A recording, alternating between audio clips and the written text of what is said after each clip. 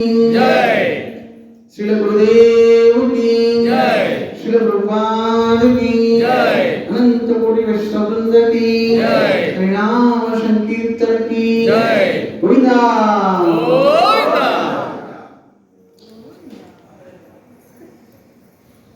అందరికీ కూడా హరే కృష్ణ. అత్యంత దుర్లభమైన మానవ జీవితాన్ని సార్థకం చేసుకోవడానికి మనమందరం కూడా ఈ అద్భుతమైన యాత్ర మొదలుపెట్టాము.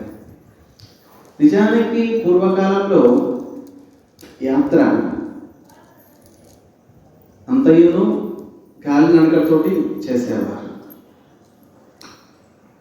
పూర్వకాలంలో పరిస్థితులను బట్టి, ఆయా కాలంలో పరిస్థితులను బట్టి ఆ విధంగా యాత్ర చేసేవారు. ఇప్పుడు ప్రస్తుతం ఉన్న పరిస్థితిని బట్టి మనం వివిధ రకాల వాహనాలతోటి యాత్ర చేస్తున్నాం. ముఖ్య ఉద్దేశము నిత్య నిరంతరము హరినామాన్ని స్మరించడమే యాత్ర యొక్క ముఖ్య ఉద్దేశం. ఎందుకంటే అత్యంత దుర్లభమైనది మానవ శరీరం. దుర్లభో మానుషోదేహో దెగిన క్షణబంకుర. మరి అత్యంత దుర్లభమైన మానవ శరీరం పొందాము. మొత్తం 84 లక్షల జీవరాశుల్లో దుర్లభమైనది ఈ మానవ శరీరం.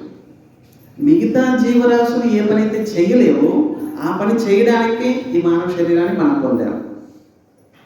చూడండి, మిగతా జీవరాశులు రకరకాల జంతువులు ఉన్నాయి, పక్షులు ఉన్నాయి, అవి ఏ పని అయితే చేయలేవో ఆ పని చేయడం కోసమే భగవంతుడు మనకి మానవ శరీరాన్ని ఇచ్చాడు. మరి వాటికి మనకి తేడా ఏంటి?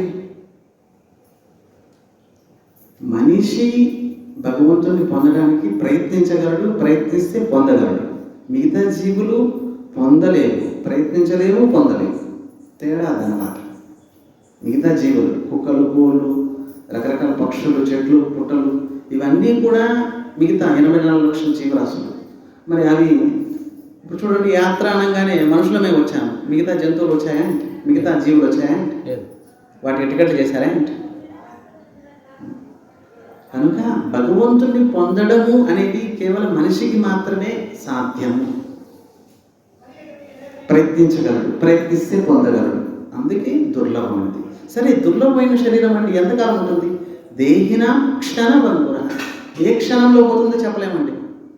చూడండి, ఈ శరీరము ప్రాణం పోవడానికి ఒక్క క్షణం చాలండి.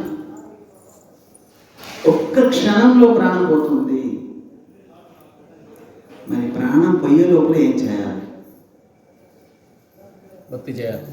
భగవంతుడిని పొందడానికి మన శాయశక్తుల శక్తి కొలది సంపూర్ణంగా ప్రయత్నించాలి. ప్రయత్నించినప్పుడే మానవ జన్మ యొక్క సార్థకత లభిస్తుంది. లేకపోతే వాటికి మనకి తేడా ఏంటంటే, ఆహారం, నిద్ర, భయమైతులంచ సామాన్యం ఏతత్ పశుభిర్నరా. వాటికి మనకి తేడా ఏం లేదండి. ఆహారం మనం తింటున్నాం, అవి తింటున్నాం, ఇంకా ఎక్కువ తినగలం. మనిషి కూడబెట్టుకుంటాడు ఎక్కువగా, కానీ తింటాడు ఇంతే. జంతువులు, పక్షులు కూడబెట్టుకోమండి, ఫ్రెష్ ఎప్పటికప్పుడు ఎంత కావాలో అంత తీసుకుంటాయి, అంతే. మళ్ళీ ఆకలేస్తే అంతే, లేకపోతే. కానీ మనిషి ఏంటి, నేను తింటాను, నాకు కుమారుడు తింటాడు, వాళ్ళ మనవడు, అందరూ తింటారు, మొత్తం వేసేసుకుంటారు. కానీ ఏ క్షణంలో ప్రాణం పోతుందో చెప్పలేదు. ఇప్పుడు తినేటప్పుడే ఆలోచిస్తాను, రాత్రికి ఏం ఐటమ్ చేస్తారు ఇక్కడ, రేపు ఉదయం టిఫిన్ ఏం పెడతారు, ఈ 3 రోజుల లిస్ట్ ఇప్పుడే కావాలి. కానీ పశువులు, పక్షులు అలా కాదండి. అవసరమైన ఆహారం ఆకలేస్తుంది, కొద్ది తీసుకుంటాయి, అంతే, అయిపోయింది. మళ్ళీ ఆకలేసేంత వరకు చింత లేదు. ఆహారం, నిద్ర, అవి నిద్రపోతున్నాయి, మనం నిద్రపోతున్నాయి. ఇంకా మనం నిద్రపోవడానికి మంచి మంచి వసతి కావాలి, ఫ్యాన్ కావాలి, వేడిగా ఉంది, ఫ్యాన్ లేదేంటి, బెడ్ లేదేంటి. మా ఇంట్లో చాలా స్మూత్ బెడ్ ఉండేది, పడుకునే ఉంది. ఇక్కడ నిద్ర రావడం కదా, కింద పడుకుంటాం. ఈ రకరకాల ఆహారం, నిద్రం, భయం, వాటికి భయం ఉంది, మనకి భయం ఉంది, ఇంకా మనకి ఎక్కువ భయం. మైథునం, అవి పిల్లలు కట్టున్నాయి, మనం పిల్లలు కట్టున్నాం. తేడా ఏంటి? మనిషికి మిగతా జంతువులు తేడా ఏంటండి? తేడా మనిషికి జ్ఞానం ఇచ్చాడు. ధర్మేణ తేషాం అధికో విశేషో. మనకి భగవంతుని పొందడానికి కావలసిన బుద్ధిని ప్రదానం చేశారు భగవంతుడు. అది తేడా. మిగతా జంతువులకి మనకి తేడా ఇది ఒక్కటే. మిగతా ఇంకా దేంట్లో తేడా లేదండి. ఆహారం తింటున్నాయి, అవి తింటున్నాయి, మనం తింటున్నాం. పిల్లలు కంటున్నాయి, అవి మనం కంటున్నాం. పడుకోవడం, నిద్రపోవడం, భయం అన్నీ ఒకటే. వాటికి మనకి తేడా ఏమీ లేదు. కానీ భగవంతుని పొందడానికి కావలసిన అన్ని రకాల సదుపాయాలు మనిషికి కల్పించాడు భగవంతుడు. మరి ఇంత కల్పించిన తర్వాత మనం భగవంతుని పొందడానికి ప్రయత్నించకపోతే మరి వృధా కదండి. మరి ఈ శరీరం సరే రేపు ప్రయత్నిస్తాను అనడానికి కూడా కుదరదు. ఎందుకంటే దేహినం క్షణ బంధురా, ఏ క్షణంలో పోతుందో చెప్పలేము. మాకు ఎన్నో బాధ్యతలు ఉన్నాయి స్వామి.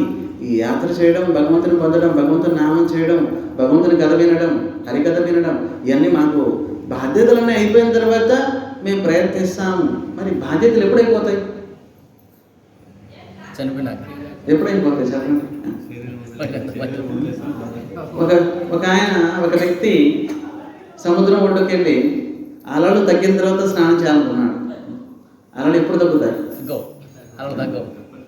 మరి వాడి జీవితాంతం అక్కడ కూర్చున్నా కూడా లెక్క పెట్టుకోవాలి తప్ప లాభం లేదు. అలలు లెక్క పెట్టుకుంటా ఉంటాడు, 1, 2, 3 అని. మరి ఎప్పటికీ అలలు తగ్గవు, స్నానం. అలాగే బాధ్యతలు అయిపోయిన తర్వాత నేను ఈ పని చేస్తాను. చూడండి, భగవంతుని పొందడానికి ఈ పని అయితే ఈ పని చేస్తానని అన్నవాడు ఎప్పటికీ భజన చేయలేడు, భగవంతుని పొందలేడు. కోటిం త్యక్వా హరిం భజేత్. శాస్త్రం ఏం చెప్తుంది? కోటిం త్యక్వా హరిం భజేత్. కోట్ల పనులన్నీ పక్కన పెట్టి ఎవరైతే భగవంతుని పొందడానికి ప్రయత్నిస్తాడో వాడు పొందగలడు. కోట్ల పనులు. మరి ఈ కోట్ల పనులు మీరు చేయకపోయినా కూడా ఎలాగో ప్రారంభానుసారంగా అవుతాయి. చూడండి, భగవంతుని పొందడానికి ప్రయత్నించడం మన వంతు. మిగతా ఈ కష్టాలు, సుఖాలు, దుఃఖాలు ఇవన్నీ మన కర్మానుసారంగా అవి ఎలాగో లభిస్తాయి. మీరు అడవిలో కూర్చున్నా కూడా మీ భాగ్యంలో ఉందంటే పాయసం మీ దగ్గరకు వచ్చేస్తుంది నడుచుకుంటూ. మీ భాగ్యంలో ఉందంటే. మీ భాగ్యంలో లేకపోతే కుక్కల్లాగా, గాడిదల్లాగా రోజంతా కష్టపడ్డా కూడా, ఎండలో, వానలో, చలిలో రోజంతా కష్టపడ్డారు. కానీ మీ భాగ్యంలో లేదనుకున్నారు. అది ఎప్పటికీ మీ దగ్గరికి రాదండి. చెప్తున్నాను, ప్రారంభానుసారంగా, కర్మానుసారంగా ఎంతైతే మన కర్మ, మన ప్రారంభంలో రాసి పెట్టుందో మీరు ఎక్కడ కూర్చున్నా మీ దగ్గరికి వచ్చేస్తుంది. ఒకవేళ మీ ప్రారంభం లేదంటే అరిచి గీపెట్టుకున్నా కూడా, మొత్తుకున్నా కూడా మీకు ఎప్పటికీ లభించదు. ఎన్ని రకాలుగా ప్రయత్నించినా కూడా లభించదు. ఒకవేళ మీ ప్రారంభం ఉందంటే తప్పకుండా మీ దగ్గరికి మిమ్మల్ని వెతుక్కుంటూ అది వస్తుంది అన్నమాట. కనుక సరే, ద్వారకాకు వచ్చామండి. ద్వారము అంటే భగవంతుని పొందడానికి మొట్టమొదటి ద్వారమే ఈ ద్వారక. భగవంతుని వైకుంఠానికి ప్రవేశించే ముందుగా ఏదైతే ద్వారం ఉంటుందో అదే ఈ ద్వారం. మరి ద్వారం దగ్గరకు వచ్చిన వాళ్ళు ఇంకా లోపలికి వెళ్ళలేరా? ఎంతో పరిశ్రమ చేసి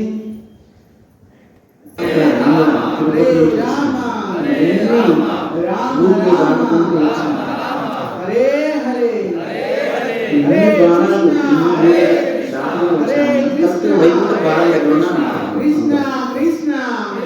ఇక లోపలికి వెళ్ళడమే ఆలస్యం. భగవంతుని వైకుంఠానికి చేరే ముందుగా ద్వారాన్ని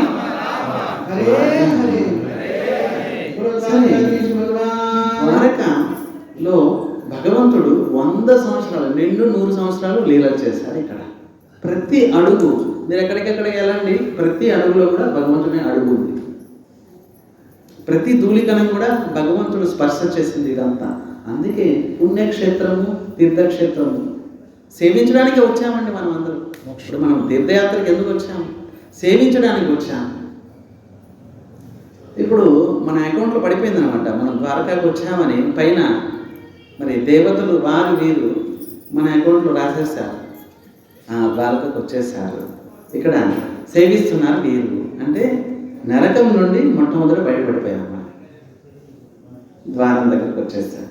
వచ్చిన తర్వాత భగవంతుడు ఏమేమి లీలలు చేశారు ఇవన్నిటి గురించి మనం చెప్పడం వల్ల మాకు, వినడం వల్ల మీకు భగవంతుని ప్రాప్తి.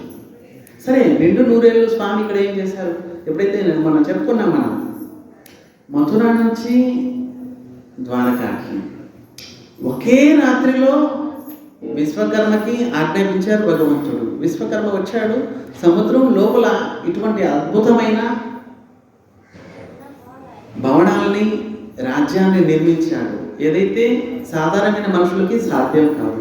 గొప్ప గొప్ప రాజులకి, ఇంద్రలోకంలో ఉన్న ఇంద్రుడికి కూడా సాధ్యం కాదు. అటువంటి గొప్ప నగరాన్ని నిర్మించారు. దానిని ద్వారకా నగరం అని అంటారు. ద్వారకా నగరం సముద్రం లోపల ఉంది. ఏ నగరానికైతే మనం ప్రస్తుతం వెళ్ళలేము, ప్రస్తుతం చూడలేము, అంత అద్భుతమైన నగరాన్ని నిర్మించారు స్వామి. సరే, నిర్మించిన తర్వాత మథురలో ఉన్న ప్రజలందరినీ కూడా ఒకే రాత్రిలో వాళ్ళు అక్కడ పడుకున్నారు. కళ్ళు తెలిసేసరికి ద్వారకలో ఉన్నారు. అప్పుడు భగవంతుడు యొక్క లీలని వాళ్ళు చూస్తున్నారు, దర్శించారు. తర్వాత ఉగ్రసేనుడు, కంసుడి యొక్క తండ్రి ఉగ్రసేనుడు. కంసుడు ఏం చేశాడు చూడండి. కంసుడు తన సొంత తండ్రిని జైల్లో వేసి రాజైపోయాడు.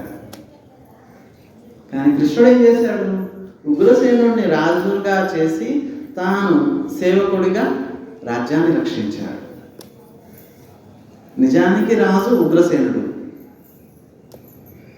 ఆయన చెప్పినట్లుగా సేవించారు భగవంతుడు. సరే, మొట్టమొదటి వివాహము రుక్మిణితోటి వివాహం చేసుకున్నారు స్వామి. ఈ వివాహం గురించి మనం చెప్పుకుంటాం. ఎందుకంటే రుక్మిణి సమేతం స్వామి అన్ని చోట్ల మనం ఎన్ని పుణ్య తీర్థయాత్రలు వెళ్తాము, అమ్మవారు పక్కన ఉంటారు, లేకపోతే అమ్మవారు మందిరం లోపలే ప్రాంగణంలో ఉంటారు. కానీ ఇక్కడ విచిత్రంగా ఏంటంటే ద్వారకాధీశుడు ఒక్కడే ఉన్నారు, అమ్మవారు కాస్త దూరంలో ఉన్నారు. రుక్మిణి మందిరం ఉంటారు, వెళ్తాము, దర్శనం చేస్తాం. రేపు అమ్మవారు అక్కడ ఉంటారు. మరి ఎందుకని ఆ లీల గురించి మనం చెప్పుకుంటాం. సరే, బలరాముడి వివాహం గురించి మనం చెప్పుకున్నాం. అన్నయ్య కాబట్టి మొట్టమొదటి వివాహం బలరాముడు. రేవతి రమణుడయ్యాడు. రేవతిని వివాహం చేసుకుని రేవతి రమణుడయ్యాడు. సరే, రుక్మిణి సమేతం కృష్ణుడి, రుక్మిణిని వివాహం చేసుకొని రుక్మిణి సమేతం కృష్ణుడయ్యాడు.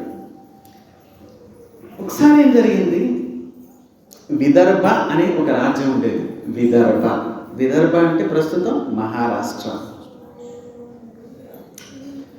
ఆ మహారాష్ట్రానికి రాజధాని కుండలీపురం. ఇప్పుడు ప్రస్తుతం ముంబై అనుకోండి, కుండలీపురం. అంతకుముందు కుండలీపురం. ఈ కుండలీపురానికి భీష్మకుడు అనే ఒక గొప్ప రాజు ఉండేవారు. ఆయనకి 5 మంది మగపిల్లలు, ఒక్క ఆడపిల్ల. ఒక చేతికి 5 వేలు లాగా 5 మంది మగపిల్లలు, ఒకే ఒక ఆడపిల్ల. ఆ ఆడ శిశువే రుక్మిణి చివరిగా జన్మించింది. వీరందరూ పెద్దవాళ్ళు. సరే, చిన్నప్పుడే మరి రుక్మిణి అసలు ఎవరు? రుక్మిణి తత్వం ఏంటి? స్వయంగా లక్ష్మీదేవి యొక్క అంశే. లక్ష్మీదేవే భగవంతుని సేవించడానికి రుక్మిణి రూపంలో వచ్చారు. ఎప్పుడెప్పుడు భగవంతుడు లీల చేయడానికి వస్తారో ఆయన యొక్క శక్తి స్వరూపిణి లక్ష్మీదేవి కూడా ఆయా రూపంలో సేవించడానికి వస్తారు. చూడండి, ఇంకొక విషయం మీకు గుర్తుంచుకోవాల్సింది, ఈ ద్వారకాధీశుడు అంటే కృష్ణుడికి స్వయంగా తిరుమల తిరుపతిలో వెలసి ఉన్న వెంకటేశ్వర స్వామికి తేడా లేదు. అది గుర్తుపెట్టుకోండి. స్వయంగా కృష్ణుడే కలియుగంలో వెంకటేశ్వర స్వామి రూపంలో వెలసారు. కృష్ణుడికి వెంకటేశ్వర స్వామికి తేడా లేదండి, అది గుర్తుపెట్టుకోవాలి. స్వయంగా యశోద యొక్క కోరికను తీర్చడానికి కృష్ణుడు కలియుగంలో వెంకటేశ్వరుడుగా అవతరించారు. అర్థమైందా? ఎందుకు వచ్చారు స్వామి? కృష్ణుడు ద్వాపర యుగంలో వచ్చారు, మళ్ళీ కలియుగంలో ఎందుకు వచ్చారు? యశోదమ్మ కోరికను తీర్చడానికే వచ్చారు. కలియుగంలో మళ్ళాంటి జీవుల్ని పవిత్రం చేయడానికి, ఉద్ధరించడానికే వచ్చారు స్వామి. ఆ విషయం గుర్తుపెట్టుకోవాలి. కృష్ణుడికి వెంకటేశ్వర స్వామి తేడా లేదండి, ఆ కృష్ణుడే వెంకటేశ్వర స్వామి. సరే, ఆ విషయం మనం ఎందుకు వచ్చారు, ఆవిడ కోరిక ఏంటి మనం తర్వాత చెప్పుకుంటాం. సరే, ఇక్కడ కుండలీపురంలో భీష్మకుడు అనే రాజుకి 5 మంది సంతానం, ఒక ఆడపిల్ల, మొత్తం 6 మంది. సరే, ఇప్పుడు చిన్నప్పుడే రుక్మిణీదేవి, ఎందుకంటే లక్ష్మీదేవి యొక్క అంశే కదండి. రుక్మిణీదేవి చిన్నప్పటి నుంచే కృష్ణుడిని పొందడానికి ప్రయత్నిస్తుంది, ఆరాటపడుతుంది. లక్ష్మి ఎప్పుడు కూడా నారాయణ సేవిస్తుంది, పాదాలు వదిలి వెళ్ళదు. స్వయంగా నారదుడే ఎప్పుడెప్పుడు ఏ అవసరాలు ఉన్నాయో నారదుడు ద్వారా భగవంతుడు చేపిస్తాడు. ఎలా ధ్రువుడు తపస్సు చేయడానికి భగవంతుని పొందడానికి వెళ్తున్నాడు, వెంటనే భగవంతుడు నారదుడికి ఫోన్ చేశారు, అయ్యా మీరు వెళ్ళండి, కాస్త ధ్రువుడికి దారి చూపించండి, ప్రహ్లాదుడికి దారి చూపించండి, వ్యాసదేవుడికి దారి చూపించండి. ఎప్పుడెప్పుడు అవసరము అప్పుడప్పుడు భగవంతుడు వెంటనే SMS చేస్తారు, మెసేజ్ చేస్తారు, అయ్యా వెళ్ళండి ఎక్కడికి, వాట్సాప్లో. వెంటనే ఆయన ఎప్పుడు ఆన్లైన్లోనే ఉంటారు, నారదుడు ఆఫ్లైన్ ఉండదు. ఇప్పుడు మన మాతో చెప్పాలంటే ఎప్పుడు ఆన్లైన్ అందుబాటులో. ఇంకా కరెంటు పోవడము, వైఫై అందకపోవడము, మళ్ళీ పోస్ట్ పెయిడ్ ప్రీపెయిడ్ ఏమి ఉండదు, ఎప్పుడు ఆన్లైన్. ఎందుకంటే డైరెక్ట్ కనెక్షన్, టవర్ నుంచే కనెక్షన్ వచ్చింది, కంపెనీ నుంచి కనెక్షన్ వచ్చింది, సపరేట్ కనెక్షన్. సరే, అలాగే నారదముని వచ్చేసారు, కనెక్షన్ వచ్చేసారు. రుక్మిణీదేవికి స్వయంగా కృష్ణుడిని ప్రదానం చేశారు. ఏ కృష్ణుడినైతే స్వయంగా నారదముని రుక్మిణీదేవికి ఇచ్చారో ఆ కృష్ణుడే ఎక్కడున్నారు? ఉడిపి కృష్ణుడు ఉన్నాడు. ఉడిపి దర్శించారా ఎవరైనా? ఉడిపి కృష్ణుడిని దర్శించారా? నేను ఇంకా వెళ్ళలేదు. ఉడిపి కృష్ణుడు ఆయనే స్వయంగా నారదముని రుక్మిణీదేవికి ఇచ్చారు. రుక్మిణీదేవి జీవితాంతం సేవించారు ఆ స్వామిని. వెళ్ళిపోవడానికి కూడా కారణం చెప్తాను, ఎందుకు వెళ్ళారు, ఎవరు తీసుకెళ్లారు, ఎందుకు వెళ్ళారు, ఎలా సేవింపబడ్డారు, ఆ మందిరం ఎలా తయారైంది, ఆ విషయాలు కూడా చెప్పుకుంటాను. స్వయంగా నారదముని చిన్ని కృష్ణుడిని తీసుకొచ్చి గోపాలుడిని వెన్నముద్ద చేతిలో పెట్టుకున్నాడు స్వామి. అలాగే ఒక కర్ర లాంటిది పట్టుకున్న స్వామి, వెన్నముద్ద పట్టుకున్న వెన్న కృష్ణుడిని తీసుకొచ్చి స్వయంగా నారదముని రుక్మిణీదేవికి ప్రదానం చేశారు. అమ్మా, ఈ స్వామిని సేవిస్తే ఈ స్వామిని నువ్వు పొందగలవు, ఈయనే నీకు భర్త అన్నట్టు తెచ్చారు. మరి రుక్మిణీదేవి చిన్నప్పటి నుంచి స్వామిని సేవించింది. ఏ స్వామి అయితే ఉడిపిలో మనకి ఇప్పుడు దర్శనమిస్తున్నారు, ఉడిపి కృష్ణుడు. సరే, చిన్నప్పటి నుంచి సేవిస్తుంది. ఎప్పుడైతే రుక్మిణీదేవికి యుక్త వయసు వచ్చింది, కాస్త పెద్ద అయిపోయింది. తర్వాత స్వయంగా తండ్రికి తెలుసు, చిన్నప్పటి నుంచి రుక్మిణీదేవి కృష్ణుడు సేవిస్తుంది, కృష్ణుడే ఈవిడ యొక్క భర్త. కానీ పెద్ద కుమారుడు రుక్మ, ఆయన పేరు రుక్మ, ఆయన ఏంటి, నేను నా చెల్లెల్ని ఇస్తే నా ఫ్రెండ్, నా స్నేహితుడు శిశుపాలుడికే ఇస్తాను, నేను అన్నని పెద్ద అన్నని నేను చెప్పినట్లే వినాలి, మా నాన్నగారైనా సరే, మా చెల్లెలైనా సరే, మా తమ్ముళ్ళైనా సరే, ఎవరైనా సరే ఇంటికి పెద్ద నేను చెప్పినట్టే వినాలి అని కూర్చున్నాడు. పాపం రుక్మిణి మనసులో చిన్నప్పటి నుంచి కృష్ణుడే ఉన్నాడు. పాపం భీష్మకుడు కూడా తెలుసు, ఆయన కూడా మరి కృష్ణుడి కంటే ఇంకా గొప్ప భర్త, గొప్ప అల్లుడు ఇంకెవరున్నారు? మొత్తం 3 లోకాలు 14 లోకాలు వెతికినా కూడా మరి కృష్ణుడి కంటే గొప్ప అల్లుడిని ఇంకెక్కడ తీసుకురాగలరు? పాపం భీష్మకుడు చూడండి, తండ్రి వయసు అయిపోయిన తర్వాత పెద్ద కుమారుడు ఎలా చెప్తాలా, ఒకవేళ వినకపోతే నీ అంత చూస్తాను అంటాడు పెద్ద కుమారుడు.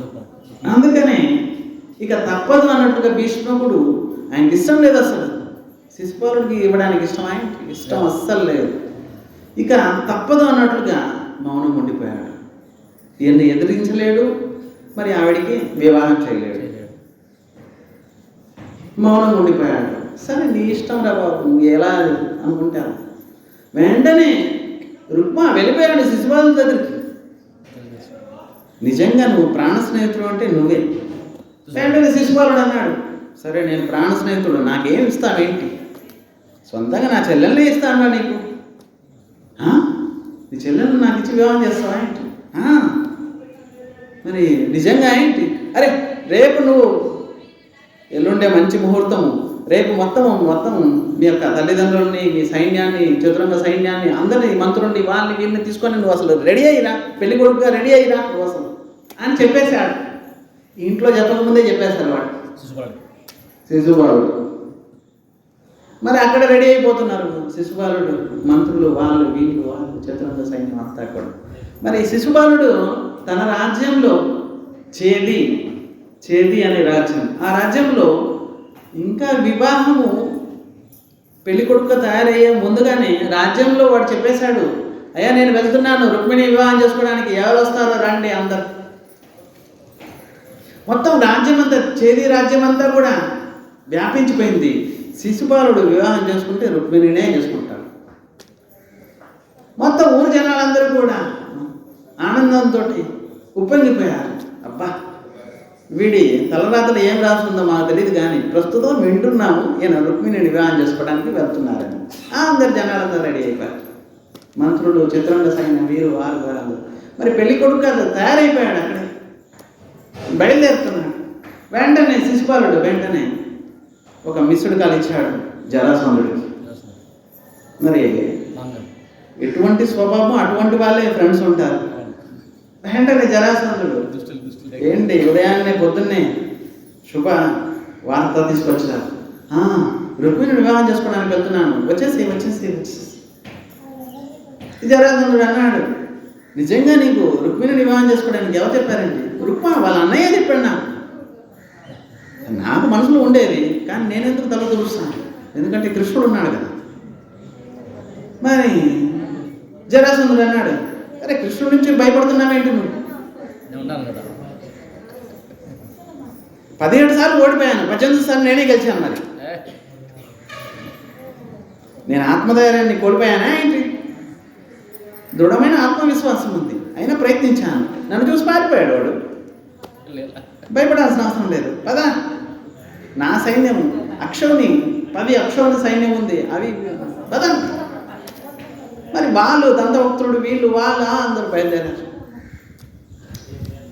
రుక్మిణీదేవి పాపం తండ్రి మౌనం ఉన్నాడు, పెద్ద కుమారుడేమో పెళ్లి ఏర్పాటు చేస్తున్నాడు. అక్కడ పెళ్లి కొడుకు కూడా రెడీ అయిపోయాడు, వాళ్ళు కూడా బయలుదేరుతున్నారు. ఇప్పుడు ఏం చేయాలి? రుక్మిణి పాపం ఒక్కతి. ఇక రుక్మిణికి సహాయం చేసే వాళ్ళు ఎవరున్నారు? వెంటనే రుక్మిణీదేవి వాళ్ళ వదలు చెప్పారు, అమ్మా మీ అన్నయ్యలు క్రూరులు, మాట వినరు, కానీ నీ మనసులో కృష్ణుడు ఉన్నాడని మీ తండ్రికి తెలుసు, మాకు తెలుసు, ఈ రాజ్యంలో ఉన్న ప్రజలందరికీ కూడా తెలుసు. వారు కూడా ఈ వివాహానికి ఇష్టపడటం లేదు, శిశుపాలుడితో నిన్ను వివాహం చేసుకోవడానికి వారికి కూడా ఇష్టం లేదు, ఈ రాజ్యం ప్రజలకు. సరే ఏదో ఒక ఉపాయం చేయాలి. వెంటనే రుక్మిణీదేవి ఒక ఉత్తమ బ్రాహ్మణుడిని పిలిపించి బ్రాహ్మణుడికి ప్రణామం చేసింది. అయ్యా స్వామి, నాకు ఒక సహాయం చేయండి. అమ్మా చెప్పమ్మా, ఏం చేయమంటారు చెప్పు. వెంటనే రుక్మిణీదేవి తన మనసులో ఏ భావాలైతే కృష్ణుడి మీద పెట్టుకుందో, ఆశలు, అవన్నీ కూడా ఒక లెటర్లో రాసింది. ఇదే ఆది లెటర్, లవ్ లెటర్ అని ఇప్పుడు అంటుంటాను. మరి తన మనసులో ఉన్న భావాలన్నింటినీ కూడా ఆ యొక్క ఉత్తరంలో రాసేసింది రుక్మిణీదేవి. శ్రుత్వా భువన సుందర శృణ్వతాంతే నిర్విష్య కర్ణ విపరై హరతో గతాతం రూపం దృశాం దృశిమతా అఖిలార్ధలాభం పయ్యచ్యుతా విషక్త. చూడండి ఆవిడ రాసినవి. శ్రుత్వా గుణాన్ భువన సుందర శృణ్వతాంతే. స్వామి నీకు ప్రణామములు, నీ చరణాలకి ప్రణామములు. చూడండి ఏ విధంగా రాసిందో ఆవిడ. ఇప్పుడు ప్రస్తుతము ప్రేమకి ఆ ప్రేమకి తేడా చూడండి. ప్రస్తుతము ప్రేమ కాదు, కేవలం ఆకర్షణ. ఒక రోజు, 2 రోజులు, 1 సంవత్సరం వాళ్ళే మళ్ళీ ఎవరినైతే ఎదిరించారో, ఏ తల్లిదండ్రులనైతే ఎదిరించి వివాహం చేసుకున్నారో మళ్ళీ వాళ్ళ దగ్గరికి వెళ్ళి విడాకులు అడుగుతారు. ఇప్పుడు పెళ్ళండి. ప్రస్తుతం తల్లిదండ్రుల్ని ఎదిరించేశారు. చేసుకుంటే వాడినే చేసుకుంటాను, వాడి దగ్గర ఏముంది అసలు. మరి పెళ్లి చేయకపోతే రైల్వే ట్రాక్లో పడి ఇద్దరం చచ్చిపోతాం, విషం తాగి చచ్చిపోతాం, ఉరేసుకొని చచ్చిపోతాం అని భయపెడతారు. ఎందుకు చేస్తారు, చేసుకోండి పోండి. మళ్ళీ వాళ్ళే వస్తారు, విడాకులు ఇచ్చేయండి. అసలు నేను ముందే అసలు అనుకోలేదు ఇటువంటి అమ్మాయి అని. అబ్బా గయ్యాలి. 4 నెలల తర్వాత తెలిసింది. ముందే అయితే అబ్బా ఎంత బాగా మాట్లాడేదో, 40 మెసేజ్లు పెట్టేది. ఇప్పుడు అసలు ముఖం చూస్తే నాకు విరక్తిగా అసలు అబ్బా ఈ విధంగా. మరి కానీ ఆవిడేంటి, రుక్మిణీదేవి ఎలా రాసింది, శృత్వా గుణాన్ భువన్ సుందర శృంగత అంతే. నారద ముని మీ గురించి ఎన్నో రకాలుగా చెప్పారు, విన్నాను. శృత్వా భువన సుందర, మొత్తం 14 లోకాల్లో మీకంటే అందమైన వారు ఇంకెవరు లేరు. భువన సుందర శృంగతాంతే నిర్విష్య కర్ణ వివరై హరతోంగ తాపం. మరి భువన సుందరుడి మీ యొక్క లీలల గురించి నేను విన్నాను. మరి వింటే లాభం ఏంటి? నిర్విష్య కర్ణ వివరై హరతోంగ తాపం.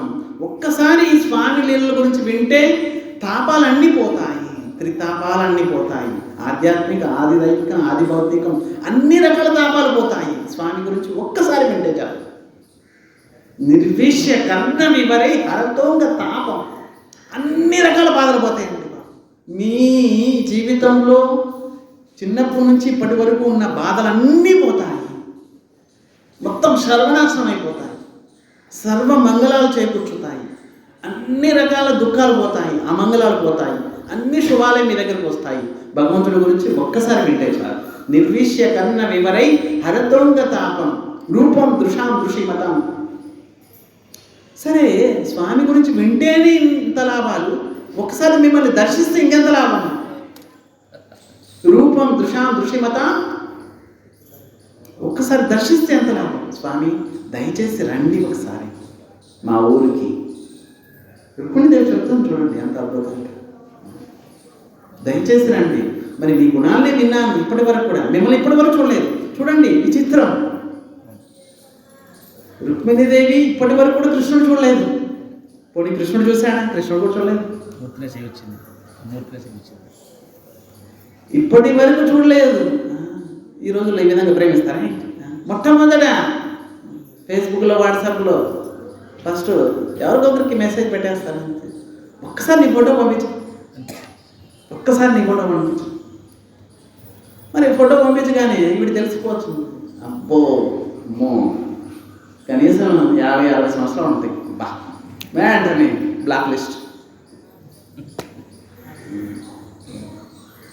అది ఎటువంటి పొరపాటున మా తెలిసిన అమ్మాయికి ఫోన్ చేయబోయి మీకు తగిలింది, పర్వాలేదు ఉంచండి, పెళ్లి గారు ఉంచండి అని అంటారు. సరే, రుక్మిణి ఇప్పటి వరకు కృష్ణుడు చూడలేదు, కృష్ణుడు రుక్మిణి చూడలేదు. అందుకే రుక్మిణి అంటుంది రూపం దృశాం దృశ్యమతం హరతోంగ తాపం. ఒక్కసారి మీ యొక్క రూపాన్ని దర్శించడానికి మా ఊరికి రండి స్వామి. నేను యువతిని, ఆడదాన్ని, మరి నేను ఎక్కడికి వెళ్ళడానికి కుదరచ్చు. మిమ్మల్ని ఇప్పటివరకు దర్శించలేదు. ఒకసారి మీ గుణాలని విన్నాను నారదముని ద్వారా.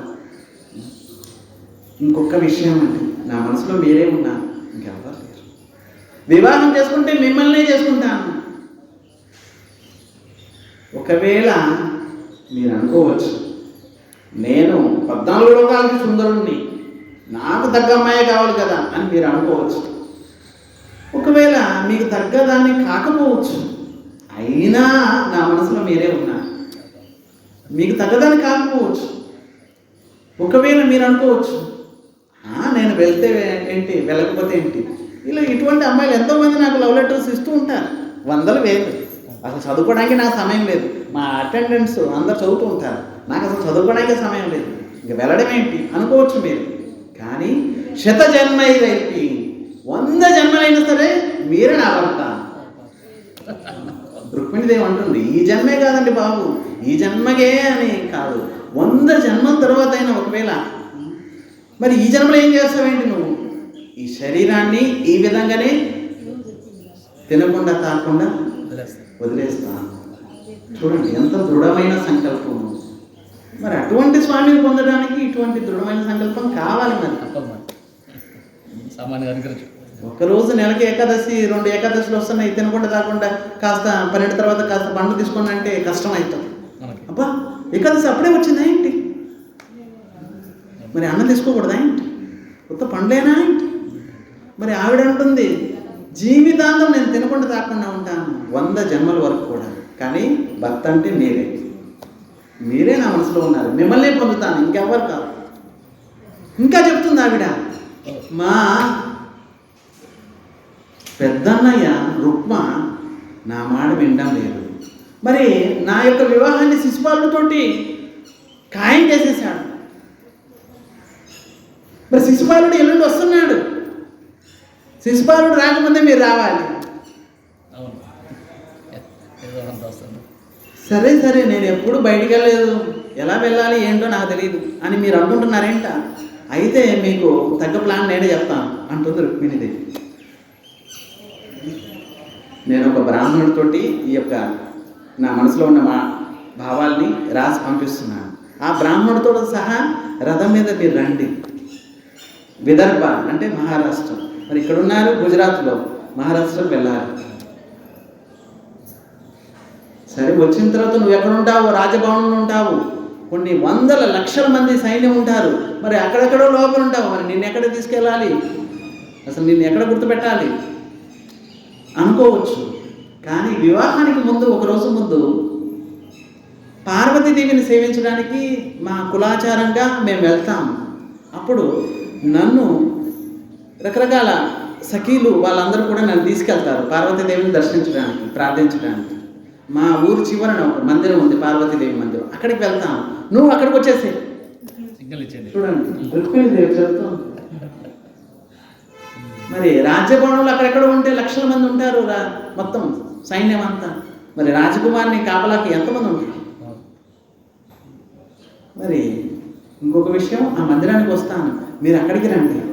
సరే మరి ఇంతమంది చెలికత్తలు ఉంటారు, మరి నిన్ను గుర్తుపట్టడం ఎలాగా అనుకోవచ్చు. మరి బనానా మరి నీలం రంగులో ఉన్న శారీ చీరను కట్టుకుంటాను, గుర్తుపట్టచ్చు. చూడండి ఆవిడ ఎంత. మరి నువ్వు పీతాంబరమే వేసుకుంటానని నారదముని చెప్పారు, మరి నిన్ను గుర్తుపట్టడం నాకంత కష్టమేం కాదు. మరి ఎక్కడికి వచ్చేసి అక్కడి నుంచి నన్ను తీసుకెళ్ళవచ్చు అని అన్ని రకాలుగా చెప్పేస్తూ. కానీ ఎవరికి కష్టం ఇవ్వకండి. శిశుపాలుడు, ఇక్కడ ఆవిడ రాస్తుంది, శిశుపాలుడు నక్కతో సమానం. మరి మీరు సింహము. మరి సింహం ఆహారాన్ని నక్క తీసుకెళ్తుంటే సింహం చూస్తూ ఉంటుందా? రుక్మిణి అంటుంది తాను ఆహారంగా భావిస్తుంది, స్వయంగా కృష్ణుడిని సింహంగా అంటుంది. మీరు సింహం అండి, శిశుపాలుడేమో నక్క. మరి నక్క ఏమో నన్ను పట్టుకెళ్తుంటే మీరు చూస్తూ ఉంటారే. మరి సింహం కదా మీరు, అయితే రండి అంటూ రుక్మిణిదేవి ఆహ్వానిస్తుంది. సరే రాసేసింది, బ్రాహ్మణ చేతిలో పెట్టేసింది. అయ్యా నా జీవితం మీ చేతిలో పెట్టేశాను, మీరు త్వరగా వెళ్ళండి ద్వారకా. అక్కడికి వెళ్ళి కృష్ణుడు కలవండి, లెటర్ ఇవ్వండి. ఆయన మనసులో ఏముందో నాకు ఇప్పటివరకు తెలియదు. ఆయన వస్తారు రాదు నాకే తెలియదు. దయచేసి ఈ యొక్క ఉత్తరం కృష్ణుడికి ఇవ్వండి అని బ్రాహ్మణుడు ప్రణామం చేసింది. బ్రాహ్మణుడు వెంటనే బయలుదేరారు. మరి తన రాజ్యం యొక్క కుమార్తె యొక్క మనసులో భావాన్ని పట్టుకొని బయలుదేరారు. వచ్చేసాడు ఇక్కడికి ద్వారకాకి. మనం ఎలా వచ్చాము? సముద్రం లోపలికి బ్రాహ్మణుడు లోపలికి వెళ్ళిపోయారు. ద్వారం దగ్గర ఉన్న సైన్యం. మరి ద్వారకాలో నియమం ఉంది, ఎటువంటి సాధువు కానీ భక్తులు కానీ బ్రాహ్మణులు కానీ ఎవరు వచ్చినా కూడా అడ్డంకి లేదు. మరి మీరు ఎక్కడి నుంచి వచ్చారు, మీ పేరేంటి, ఎందుకు వచ్చారు, ఈ ప్రశ్నలు ఏం లేవు. మరి ద్వారాలు ఓపెన్ చేసి తెస్తారు. భక్తులకి బ్రాహ్మణులకి సాధువులకి వారికి ప్రశ్నించే హక్కు లేదు వారిని. మరి సైనికులు అంతమంది కాపలాగా ద్వారకా అంతా కాపలాగా వస్తున్నారు, లక్షల మంది. మరి సైన్యం ఈ బ్రాహ్మణుడిని లోపలికి పంపించేస్తారు. అయ్యా మీరు బ్రాహ్మణులు, మీరు వెళ్ళొచ్చు, మీరు ఎక్కడి నుంచి వచ్చారు మేమేం ప్రశ్నించాం, మీరు వెళ్ళిపోవచ్చు. ద్వారకాధీశుడు లోపల ఉన్నాడు కృష్ణుడు. వెంటనే లోపలికి ప్రవేశించాడు. బ్రాహ్మణుడు చూడగానే కృష్ణుడు ప్రణామం చేశారు. చూడండి, కృష్ణుడు తన ఆసనం నుంచి లేచి ప్రణామం చేశారు బ్రాహ్మణుడు. నమో బ్రహ్మణ్య దేవాయ గో బ్రాహ్మణ హితాయచ. బ్రాహ్మణులు అంటే స్వామికి అంత ప్రియం, గోవులంటే అంత ప్రియం స్వామికి. సరే ప్రణామం చేయగానే వెంటనే కృష్ణుడు అడగడం లేదు, మీరు మీ పేరేంటి, మీరు ఎక్కడి నుంచి వచ్చారు, ఏం అడగడం లేదు. ఆయనకి సేద తీర్చుకోవడానికి, కాలు కడుక్కోవడానికి నీళ్ళు ఇచ్చారు, పుష్పాలంకరణ చేశారు, చందనం అద్దారు, తిలకం పెట్టారు, లోపలికి ఆహ్వానించారు, ఉచితమైన ఆసనం ఇచ్చారు. ఆయనకు కావాల్సిన రకరకాల పిండి వంటలు, భోజనం ఏర్పాట్లు అన్నీ చేసేసారు. మొత్తం అంతా తినేసి అంటున్నారు ఆ బ్రాహ్మణుడు. తర్వాత ఉచితమైన ఆసనం ఇచ్చి సేద తీర్చుకోవడానికి పడుకోబెట్టారు పల్లంకి పోయి. తర్వాత స్వామి ఆయన పాదాన్ని సేవిస్తున్నారు. చూడండి, ఇప్పటివరకు ఏం అడగలేదు, మీరు ఎక్కడి నుంచి వచ్చారు ఏంటి ఇదని. మనం అక్కడెక్కడో దూరంగా ఉండగానే ఎవరయ్యా మీరు, ఎప్పుడు చూడలేదు మిమ్మల్ని, ఎందుకు వచ్చారే, దూరం బంధువుని ఒక 2 రోజులు వచ్చారు, ఏదో మిమ్మల్ని ఎప్పుడు చూడలేదే, ముందుగా చెప్పాలి, అసలు మాకు విషయం ఫోన్ చేసి చెప్తే మేము మా ఏర్పాటు మేము చేసుకుంటాము అని అంటారు. కానీ స్వామి ఇక్కడ సేద తెచ్చుకున్న తర్వాత పాదాలు నొక్కుతున్నారు. అప్పుడు ప్రశ్నిస్తున్నాడు స్వామి, అయ్యా మీకేం సేవ చేయగలం చెప్పండి, ఎంతో దూరం నుంచి వచ్చినట్టున్నారు, పరిశ్రమ చేసి వచ్చినట్టున్నారు, మరి ద్వారకాధీశుడి దగ్గరికి వచ్చారు, మేము ఏం సేవ చేయగలం మీకు చెప్పండి. అప్పుడు బ్రాహ్మణుడు చెప్తున్నాడు, అయ్యా ఒక ముఖ్యమైన ఉద్దేశంతో వచ్చాను అన్నట్టు మర్చిపోయాను అంటూ జోబుల నుంచి లెటర్ తీసి కృష్ణుడి చేతిలో పెట్టారు. అయ్యా ఈ లెటర్ చదువుకుంటే మీకు అన్నీ అర్థమైపోతాయి, ఇంకేం చెప్పక్కర్లేదు. మేము వచ్చాము విదర్భ మహారాష్ట్ర నుంచి వచ్చాము, గుండనీపురం నుంచి వచ్చాము. మరి ఎందుకు వచ్చాము, మా పనులేంటి, ఎందుకు వచ్చాము, ఏర్పాట్లు ఏంటి అన్నీ కూడా ఈ లెటర్లో క్షుణ్ణంగా రాశారు, మీరు చదువుకోండి. వెంటనే కృష్ణుడు అంటున్నాడు, ఆ లెటర్ మీరే కదా తెచ్చారు, మీరే చదవండి. కృష్ణుడు అంటున్నారు, లెటర్ మీరే తెచ్చారు, మీరే చదవండి. అప్పుడు బ్రాహ్మణుడు, అయ్యా మీ పర్సనల్ లెటర్ స్వామి, నేను చదవకూడదు. అప్పుడు కృష్ణుడు అన్నాడు, మాకు పర్సనల్స్ ఏమి ఉండవు, సీక్రెట్స్ ఏమి ఉండవు, అంత ఓపెన్, నా లెటర్స్ మీరు కూడా చదవచ్చు. అప్పుడు ఆయన చదువుతున్నాడు, శృత్వా గుణాన్ భువన సుందర శృంభతంతే, రుక్మిణి భావాలన్నీ కూడా అందులో రాశారు. అయినా పాపం జీవితాంతం మిమ్మల్ని సేవించింది, ఇప్పుడు కూడా మిమ్మల్ని భర్తగా పొందాలనుకుంటుంది, దయచేసి మీరు. అప్పుడు కృష్ణుడు అంటున్నాడు, అబ్బా నా మనసులో మాటలే ఆవిడ చెప్పింది, నేను ఎప్పటి నుంచో చేసుకుంటే రుక్మిణినే చేసుకోవాలి. మరి మీకు ఎవరు చెప్పారంటే బాబు రుక్మిణి గురించి, నారదమునే చెప్పారు, నారదమునే చెప్పారు ఇప్పటి వరకు కూడా. పలానా కుండనీపురం అక్కడ ఒక రాజకుమార్తె ఉందండి, మీకు దగ్గర ఆమె అని నారదముని ఎన్నోసార్లు చెప్పారు. నేను అప్పటి నుంచి నా మనసంతా కుండనీపురం రుక్మిణీదేవి దగ్గరే ఉంది అంటున్నాడు కృష్ణుడు. ఒక్కోసారి నాకు నిద్ర కూడా పట్టడం లేదు అంటున్నాడు కృష్ణుడు. నిజంగా భాగవతంలో రాస్తుంది. ఒక్కోసారి నిద్ర కూడా పట్టదు, ఆవిడ గురించి ఆలోచిస్తుంది, ఎప్పుడు చూడాలి ఇప్పుడు చూడాలి. ఇప్పటి వరకు నేను చూడలేదు, వివాహం చేసుకుంటే ఆమెనే చేసుకోవాలని నా మనసులో గట్టిగా ఉంది, పద బయలుదేరదాం. వెంటనే కృష్ణుడు ఏం చేశాడు, రథం రెడీ చేశాడు, మరి రథ సారథి రెడీ అయిపోయాను, మొత్తం బయలుదేరుతాడు. బ్రాహ్మణుడిని కూర్చోబెట్టాడు, స్వయంగా కృష్ణుడు కూర్చున్నారు. మరి చాలకుడు రథ సారథి ఒకే రాత్రి గుజరాత్ నుంచి తెల్లవారేసరికి విదర్భ రాజ్యంలో ప్రవేశించారు. అంటే నాన్ స్టాప్, ఇంకెక్కడ అసలు స్టార్ట్ చేశారు, అక్కడ దిగేశారు మహారాష్ట్రలో కుండనీపురంలో. ఎప్పుడైతే వెళ్ళిపోయిన తర్వాత బలరాముడు చూశాడు, ఏంటేంటి ఇప్పుడే ద్వారం తీశారేంటి రాత్రి, అర్ధరాత్రి, మరి కృష్ణుడు కనిపించడం లేదు, రథం కనిపించడం లేదు, ఏంటి విషయం. వెంటనే పక్కన ఉన్న సైనికులు, మాకు తెలియదండి బాబు కృష్ణుడు ఎక్కడికి వెళ్ళాడు. బలరాముడు ప్రశ్నిస్తున్నాడు, కృష్ణుడు ఎక్కడికి వెళ్ళాడు ఏంటి, మాకు తెలియదండి, కానీ ఒక బ్రాహ్మణుడు వచ్చాడు, ఆయనతోనే రథం మీద వెళ్ళిపోయాడు. వెంటనే బలరాముడికి తెలిసిపోయింది, ఓహో కుండనీపురంలో స్వయంవరం, మరి స్వయంగా రుక్మిణిని వివాహం చేసుకోవడానికి కృష్ణుడు వెళ్తున్నాడు. ఆ విషయం కూడా నాకు చెప్పలేదు. చూడండి, మరి నేను వదులుతానా? వెంటనే బలరాముడు, కృష్ణుడు ఒక్కడే వెళ్ళాడు. మరి బలరాముడికి సమాచారం అంతా తెలుసు. అక్కడ నుంచి శిశుబాలుడు, జరాసంధు, దంతభక్తుడు, వీళ్ళు వాళ్ళు మొత్తం కోట్ల మంది సైన్యంతో వస్తున్నారు. మరి వెళ్ళాడు కృష్ణుడు ఒక్కడే. మరి నేను వదులుతానే? వెంటనే బలరాముడు చతురంగ సైన్యంతో, ఒక్కడే కాదు చతురంగ సైన్యంతో వెనకే వెళ్ళారు. కృష్ణుడు అక్కడ చేరి ఇలా వెనక్కి చూడగానే బలరాముడు, ఏం భయపడవాక నేనున్నా అంటూ బలరాముడు చతురంగ సైన్యం. ఎప్పుడైతే భీష్మకుడు తెలిసిపోయింది, అరే కృష్ణుడు బలరాముడు వచ్చారు ద్వారకా నుంచి. భీష్మకుడు స్వయంగా రకరకాల కానుకలతోటి ఊరి పొరిమేలకి బయలుదేరాడు. చూడండి స్వామి, నాకు దుర్భాగ్యం చూడండి, మిమ్మల్ని ఆహ్వానించలేదు, కానీ నా భాగ్యం చూడండి, మీరు వచ్చారు. నా కుమార్తె వివాహానికి మీరు వచ్చారు, ఇదే నా భాగ్యం అంటూ రకరకాల అతిథి గృహాన్ని కృష్ణుడు బలరాముడు వారి యొక్క సైన్యం ఉండడానికి అన్ని ఏర్పాట్లు చేసేసారు.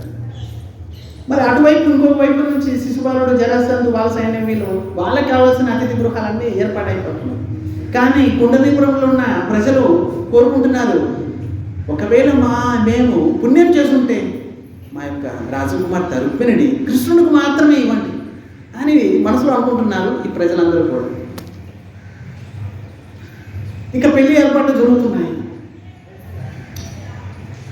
ఎప్పుడైతే రేపు పెళ్ళానంగా ఈరోజు రుక్మిణీదేవి చెలికెత్తలతోటి అక్కడున్న ముత్తైదులతోటి వారితోటి వీరితోటి అందరూ మొత్తం అంతా బయలుదేరారు. ఒక అద్భుతమైన చతురంగ సైన్యంతో, ముందు సైన్యం వెనక సైన్యం, మధ్యలో రాజకుమార్తె, ముత్తైదులు వాళ్ళు వీళ్ళు. మరి కులం యొక్క ఆచారం ప్రకారము పెళ్లి రోజు ముందుగా పార్వతీదేవిని దర్శించాలి. ఆ యొక్క కుండలిపురం యొక్క కొలిమేరు బయట. మరి అందరు బయలుదేరారు. రుక్మిణీదేవి ఆలోచిస్తుంది, నేను అనుకున్నాను కేవలం చెలికత్తులు ముత్తైదులు నాతో వస్తారని, చూసేసరికి ఇంతమంది సైన్యం. మరి రుక్మ ఏర్పాటు చేసేసాడు. వెంటనే రుక్మ ఇంత సైన్యాన్ని ఏర్పాటు చేశాడు. శిశుపాలుడు వెంటనే వాడి సమాచారం వెళ్ళిపోయింది. మరి వెళ్ళిపోతుంది, మరి ఇక్కడ బెల్లం ఉందని చీమలకి ఎవరైనా సమాచారం ఇస్తున్నారే, మరి బెల్లం పంచదార ఇక్కడ పెట్టేశారు. మరి వాటికి మెసేజ్లు వెళ్ళిపోతాయి, ఎక్కడున్నా సరే ఇక్కడికి వచ్చేస్తాయి. మరి శిశుపాలుడికి వెంటనే సమాచారం వెళ్ళిపోయింది, కృష్ణుడు వచ్చాడు అని. వెంటనే శిశుపాలుడు సావధానం అయిపోయాడు. రుక్మా కృష్ణుడు వచ్చాడంట. అని నువ్వు ఎందుకు భయపడతావు? ఎందుకు? నేనున్నాను కదా, నేను పిలిచాను, నువ్వు పెళ్లి కొడుకుగా వచ్చేస్తావు, మరి నీకెందుకు భయం? లేదు లేదు లేదు లేదు, కృష్ణుడు వచ్చాడు. ఎందుకు? మరి మీరు పిలవలేదు కదా. అవును, మేము పిలవలేదు, మరి ఎందుకు వచ్చారు? టెన్షన్ అయిపోయింది శిశుపాలుడు. ఇంతగా టెన్షన్ అయిపోయింది. వెంటనే చతురంగ సైన్యం తన సైన్యాన్ని పంపించాడు. మీరు అందరూ వెళ్ళి రుక్మిణీదేవి కాపలా కాయండి.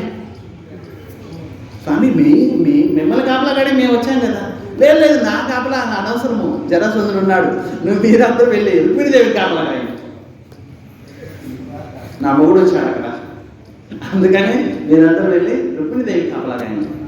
అందరూ జనం రుక్మిణీదేవి కాపలా కాయండి. వీళ్ళు వాళ్ళు మొత్తం అందరూ వెళ్ళిపోయారు. అతిథి గృహంలో ఉన్నారు కృష్ణుడు, బలరాముడు, సైన్యం అంతా ఉన్నారు. ఇక్కడ అతిథి గృహంలో ఉన్నారు శిశుపాలుడు, జరాసంధుడు, వీళ్ళందరూ ఉన్నారు.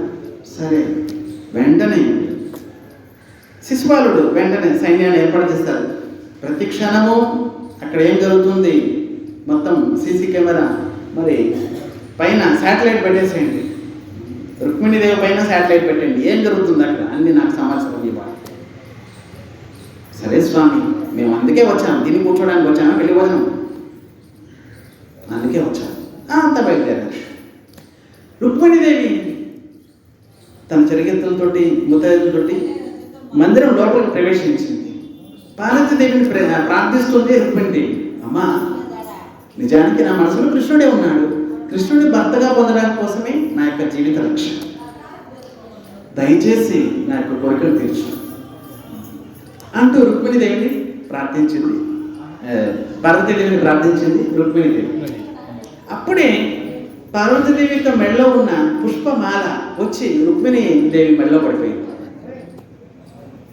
అప్పుడు రుక్మిణీదేవికి అర్థమైంది, అమ్మవారు ఆశీర్వదించారు, ఇంకా నాకు భయమేం లేదు. కానీ కృష్ణుడు వచ్చాడో లేదో ఇప్పటివరకు తెలియదు. మరి వెంటనే కృష్ణుడు చేరగానే బ్రాహ్మణుడు పంపించేశాడు. నువ్వు ఒక్కసారి వెళ్ళి రుక్మిణీదేవికి సమాచారం మీకు, ఆవిడ భయపడుతుంది పాపం. బ్రాహ్మణుడు వెళ్ళి రుక్మిణీదేవికి, అమ్మా ఏం భయపడద్దు, భారతదేశుడు వచ్చేసాడు, తీసుకొచ్చేస్తాను నేను అంటూ బ్రాహ్మణుడు సమాచారం ఇచ్చారు. బ్రాహ్మణుడు చూడగానే రుక్మిణీదేవికి ధైర్యం వచ్చేసింది. అప్పుడు రుక్మిణీదేవి సాష్టాంగ ప్రణామం చేసింది బ్రాహ్మణుడికి. మరి మీరు జీవితంలో చేసిన సహాయానికి ప్రతిఫలంగా నేనేమి ఇవ్వలేను. స్వయంగా కృష్ణుడే తీసుకొచ్చారు మీరు, ఇంకా మీకు ఏమి ఇవ్వగలను? సాష్టాంగ ప్రణామం తప్ప మొత్తం రాజ్యంలో ఉన్న ధనాన్ని మొత్తం ఇచ్చినా కూడా ప్రత్యుత్తరంగా లాభం లేదు అంటూ సాష్టాంగ ప్రణామం చేశారు. కృష్ణుడు బయలుదేరాడు అక్కడి నుంచి. రథాన్ని ఇప్పుడు ఎలాగైతే మనం ఏదైనా కారులో, బండిలో, ఆటోలో వచ్చామనుకోండి, ఆటో అక్కడ బయట పెట్టేస్తాం, మెల్లగా లోపల వచ్చేస్తాం. అలాగే కృష్ణుడు రథము, ఆ మందిరం ప్రాంగణం బయట పెట్టేశాడు, మెల్లగా లోపలికి వచ్చేస్తున్నాడు కృష్ణుడు. ఎప్పుడైతే మొత్తం సైన్యం అంతా చూశాడు కృష్ణుడు, అరే ఇంత పెద్ద మందిరంలో ఇంత పెద్ద సైన్యమా? మందిరానికి కాపలా, లేకపోతే మందిరంలో ఉన్న రాజకుమార్తె కాపలా?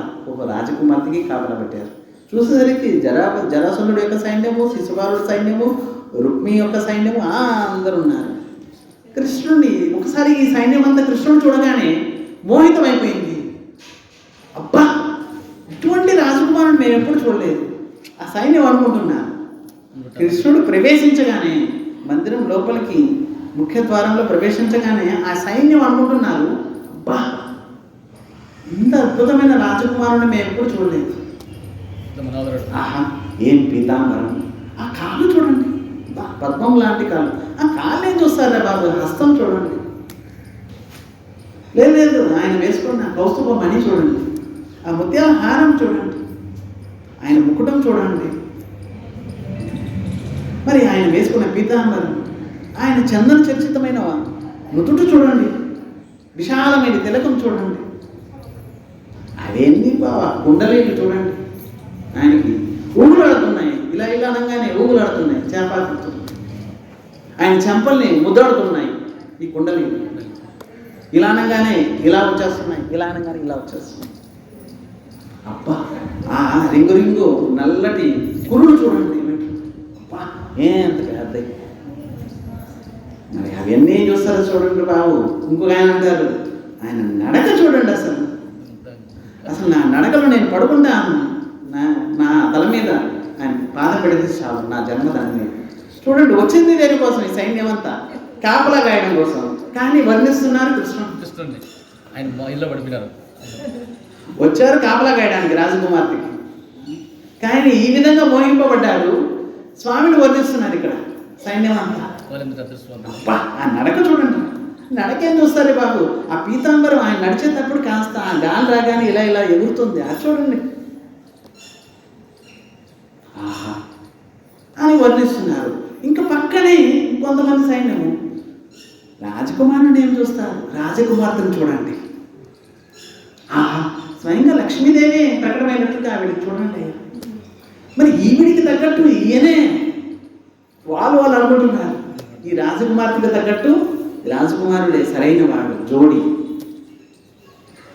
మరి కృష్ణుడు మెల్లమెల్లగా వచ్చాడు. రుక్మిణీదేవి ఎప్పుడైతే మందిరం లోపల పార్వతీదేవిని ప్రార్థించి చెలికత్తెలతోటి మరి ముత్తైదులతోటి బయటకు వచ్చిందో, ఒకసారిగా ఆ యొక్క మండపం మీద నిలబడింది రుక్మిణీదేవి. చూసేసరికి లక్షల మంది సైన్యంలో తన 2 కళ్ళతోటి మొత్తం అంతా చూస్తుంది.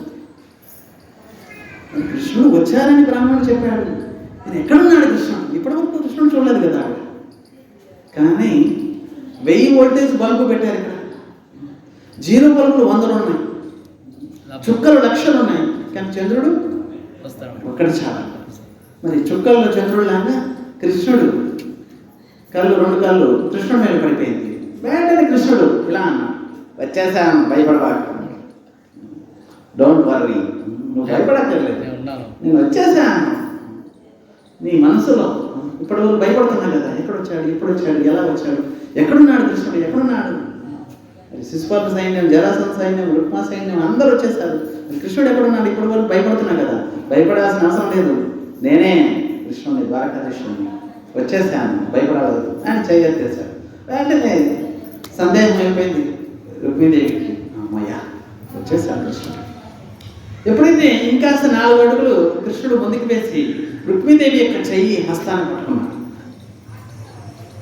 మరి ఈ సైన్యం వచ్చింది కాపలా కాయడానికి, కానీ వీళ్ళు వర్ణిస్తున్నారు, ఆహా రాజకుమారు, ఇప్పటి వరకు మనం అనుకున్నాం ఈ రాజకుమార్తెకి తగ్గట్టు రాజకుమారుడు వచ్చేసాడని, ఆహా చెయ్యి కూడా పట్టుకున్నాడు, ఆహా ఏమి హస్తం, అరే చెయ్యి పట్టుకోవడమే కాదు రథం మీద కూడా ఎక్కించేశాడు, అటు చూడు. వెంటనే కృష్ణుడు కుమార్తెని రుక్మిణీదేవిని మెల్లగా తీసుకొని 4 అడుగులు వేసి రథం మీద ఎక్కించేశాడు. అబ్బా రథం మీద ఎక్కడమే కాదు, రథం కూడా బయలుదేరుతుంది చూడండి. సైన్యం వర్ణిస్తున్నారు చూడండి, వచ్చింది దేనికోసము వర్ణిస్తున్నారు. వెంటనే శిశుపాలుడు సైన్యం అటువైపు ఉంది. అరే మూర్ఖులు, నిజంగా మీరు వచ్చింది దేనికోసం? రాజకుమార్తెని కాపలా కాయడానికి. రాజకుమారుడు వచ్చి, ద్వారకాధీశుడు కృష్ణుడు వచ్చి రాజకుమార్తెని రథం మీద కూర్చోబెట్టి తీసుకెళ్తున్నాడు, అదో తీసుకెళ్తున్నాడు. మీరందరూ వర్ణిస్తున్నారు, నిజంగా మూర్ఖులు అంటున్నాడు శిశుపాలుడు. అప్పుడు అప్పటి వరకు మాయలో ఉన్నారు. వెంటనే కళ్ళు తెరిచి, నిద్ర నుంచి కళ్ళు తెరిచిన తర్వాత, అమ్మో వచ్చేసింది అప్పుడే ద్వారక అని సామాన్లు సర్దుకున్నట్లుగా వెంటనే అరే అని చెప్పి అప్పుడు సైన్యం బయలుదేరు. వెంటనే శిశుపాలుడు సంవత్సరం వెళ్ళిపోయింది. వద్దురా స్వామి నాకెందుకు అనుకున్నాను ముందు మనసులోనే, ఈ సంబంధం నాకెందుకు, రుక్మిణీదేవిని వివాహం చేసుకోవడం. రుక్మా చెప్పాడు నేనేం భయపడక్కర్లేదు, అటువైపు జరాసంధుడు అన్నాడు ఏం భయపడక్కర్లేదు నేనున్నానని. వాడు చెప్పాడు వీడు చెప్పాడు, అందుకే వచ్చాను, అసలు నాకెందుకు ఇదన్నీ అంటారు. వాడి గురించి నాకు ముందే తెలుసు, ఇటువైపు వచ్చేస్తాడు తీసుకెళ్ళిపోతాడు, నాకు ముందే తెలుసు అని చెప్పి తల మీద చేతులు పెట్టుకోని శిశుపాలుడు కూర్చున్నాడు. అక్కడి నుంచి పెళ్ళికొడుకు కూడా వచ్చాడు. మొత్తం ఏర్పాట్లన్నీ అక్కడే అయిపోయాయి వాళ్ళ ఊళ్ళోనే. మొత్తం అన్నీ బట్టలన్నీ తీసి పెడుతున్నాడు. వెంటనే జరాసంధుడు వచ్చాడు. ఏం బాధపడుతున్నావేంటి? నేనేదో అనుకున్నాను అదే అవుతుంది. ఏమైందేంటి? కృష్ణుడు వచ్చేసాడు, రుక్మిణిని తీసుకెళ్ళిపోతున్నాడు. మరి పెళ్లి కొడుకుగా నేను తయారై వచ్చాను, నా పరువు అంతా పోయింది మా ఊరికి ఎలా ఇది, నేను ఇప్పుడు ఎలా వెళ్ళను? పెళ్లి కొడుకు అక్కడే తయారై వచ్చాను, మరి ఇప్పుడు మా ఊరికి వెళ్ళాలి. పెళ్లి కూతురు ఏదైనా అడుగుతారు, నేనేం చెప్పాలి? అప్పుడు జరాసంధుడు అన్నాడు, భలేవాడివి, 17 సార్లు ఓడిపోతేనే నేనేం బాధపడలేదు, మరి నువ్వు ఒకసారి ఓడిపోతే నువ్వు ఎందుకు బాధపడుతున్నావు? 18వ ఆత్మవిశ్వాసంతో నేను యుద్ధం చేశాను, ఓడించాను, నువ్వు ఒక్కసారిగా భయపడుతున్నావు ఏంటి? భలేవాడివి. మరి సైన్యం అంతా తీసుకొచ్చాను ఏంటి? పెళ్లి భోజనం తినడానికి ఏంటి? మనం రక్షించడానికి మొత్తం సైన్యం అంతా బయలుదేరి. మరి కృష్ణుడు ఏం చేశాడు? రుక్మిణీదేవిని తీసుకొని రథం మీద కూర్చోబెట్టుకొని బయలుదేరాడు. మరి ఈ సైన్యం అంతా వెంటాడుతుంది. మొత్తం ఎంతమంది? శిశుపాలుడు సైన్యం, జరాసంధ సైన్యం, రుక్మా సైన్యం, అందరూ కోట్ల మంది. కృష్ణుడు రథం మీద బయలుదేరుతున్నాడు ఒక్కడే, కానీ ఈ సైన్యం అంతా బయలుదేరుతుంది. వెంటనే జంక్షన్ దగ్గరకు వచ్చేసరికి అక్కడ ఇంకో సింహం ఉంది, బలరాముడు. అరే ఎక్కడికి వెళ్తున్నారు ఏంటి మీరు? ముందు నాతోటి యుద్ధం చేయండి, తర్వాత వాడిని చూసుకోండి. అటు కాదు ఇటు రండి అని చెప్పి బలరాముడు ఆహ్వానించారు వాళ్ళందరూ. బలరాముడు చూడగానే వాళ్ళకి అదే సింహం అంటే దాని యొక్క అన్నయ్య బలరాముడు. వాడిని చూస్తే భయం వేస్తుంది, మరి వాళ్ళ అన్నయ్య అయినా. వెంటనే ఇంత పెద్ద నాగలి ముసలం పట్టుకొని ఎవరు వస్తారా రండి రండి, ముందు నాతోటి యుద్ధం చేయండి, తర్వాత వాడిని చూసుకోండి. భయంకరమైన యుద్ధం అయింది. మరి రుక్మా చూశాడు, అమ్మో బలరాముడు వచ్చేసాడు, వీడితోటి యుద్ధం చేయడం ఎందుకు, నా చెల్లెని పట్టుకెళ్ళింది కృష్ణుడు కదా, మరి వాడిని చూసుకుంటాను నేను అని చెప్పి రుక్మా ఏం చేశాడు? అడ్డదారి వెళ్ళిపోయాడు. ఏ కృష్ణ, పిరికి మందలా పారిపోతున్నావేంటి? నా చెల్లెలి యొక్క వివాహం నా యొక్క స్నేహితుడు శిశుపాలుడితో నేను ఖాయం చేశాను, మరి నువ్వెందుకు వచ్చావు? నిజంగా నువ్వు మగాడివైతే నాతో ఇది యుద్ధం చేయి, యుద్ధం చేసి నన్ను ఓడించు, అప్పుడు నా చెల్లెని తీసుకెళ్ళు. ఒకవేళ నీ చేతిలో ఓడిపోతే చూడు, నేను పందెం పెడుతున్నాను, నువ్వు ఓడిపోతే పారిపోతాను, కానీ నేను ఓడిపోతే మళ్ళీ నా ఊరు కూడా నేను కాలు పెట్టను, నా ఊరిలో కూడా కాలు పెట్టను. నేను ఒకవేళ నీ చేతిలో ఓడిపోతే నా చెల్లెని తీసుకెళ్ళే వెళ్తాను. నేను ఒకవేళ నా చెల్లెని తీసుకెళ్ళకపోతే నేను మళ్ళీ నా ఊర్లో కూడా కాలు పెట్టను, నేను ఇక్కడే ఉంటాను. ఓహో, నిజంగా నువ్వు ఊరికి కూడా వెళ్ళవు కదా, సరే పద, యుద్ధం చేస్తావా రా. కృష్ణుడు వెంటనే రథాన్ని ఆపాడు. వెనక తిప్పు, వాడేదో పిలుస్తున్నాను నన్ను, పద. రుక్మిణీదేవి పాపం భయపడిపోయింది. రుక్మిణీదేవి, ఇప్పుడు ఎందుకు యుద్ధం, పెళ్ళి ఈ శుభ సందర్భంలో ఎందుకు యుద్ధం? లేదు వాడు మాట్లాడే మాటలు నాకు కాస్త ఎక్కడే వచ్చింది. వెంటనే కృష్ణుడు భయంకరమైన యుద్ధం. కృష్ణుడు వెంటనే వచ్చేసాడు. వాడి దగ్గర ఉన్న ధనుస్సుని, మరి బాణాన్ని మొత్తం అన్నింటినీ, రథాన్ని మొత్తం అన్ని సర్వనాశనం అయిపోయింది. వాడు ఒక్కడే మిగిలిపోయాడు. రుక్మా, కృష్ణుడు వచ్చాడు, వాడి కాళ్ళు పట్టుకున్నాడు, వచ్చాడు. ఏంటో నువ్వు మాట్లాడేది? వెంటనే ఏం చేశాడు కృష్ణుడు? రుక్మిణీదేవి వచ్చి కృష్ణుడు కాళ్ళు పట్టుకున్నాడు. మా అన్నయ్య క్షమించండి, సంహరించవద్దు. సరే, నీకు అన్నయ్య అయితే నాకు కూడా కొద్దిగా సంబంధం ఉంది కదా, కనుక బామర్దికి చేయాల్సిన సత్కారాలు చేస్తాను, సంపాదించాను, సత్కారాలు చేస్తాను అంటే కృష్ణుడు ఏం చేస్తాడు? తన దగ్గర ఉన్న ఖడ్గంతో ఇక్కడ ఒక ఘాటు, ఇక్కడ ఒక ఘాటు, ఇక్కడ ఒక ఘాటు. ఇప్పుడు ఈ రోజుల్లో ఫ్రెంచ్ స్టైల్ అని చెప్పి ఇక్కడ ఒక మొత్తం గడ్డమంతా గీకేసి ఇక్కడ ఒకటి పెట్టేస్తాడు, ఇక్కడ ఒకటి ఉంటుంది అన్నమాట. గడ్డమంతా గీకేస్తాడు, మళ్ళీ మధ్య మధ్యలో స్టైల్గా ఇక్కడ ఒకటి పెట్టేస్తాడు. మధ్య మధ్యలో ఇవన్నీ ఏముండవు, ఇక్కడ ఉండదు, ఇక్కడ ఉండదు, మధ్యలో ఇది ఒకటి లేసేస్తుంది పైకి. మరి ఈ స్టైల్స్ అన్నీ అక్కడి నుంచి వచ్చేసాయి. మరి ఈ రోజుల్లో స్టైల్స్, ఆ రోజుల్లో అవమానం. సగం గోకి సగం పెట్టడం అనేది అవమానం. మరి ఈ రోజుల్లో సగం గోకి సగం పెట్టుకోవడం స్టైల్స్. అబ్బా, ఏం స్టైల్ అన్నమాట. ఇక్కడ ఏం ఉండదు అసలు, మొత్తం గోకేస్తారు. ఇక్కడ ఉండదు, ఇక్కడ ఉండదు, మధ్యలో ఒక ప్లేస్ అసలు టింపలా.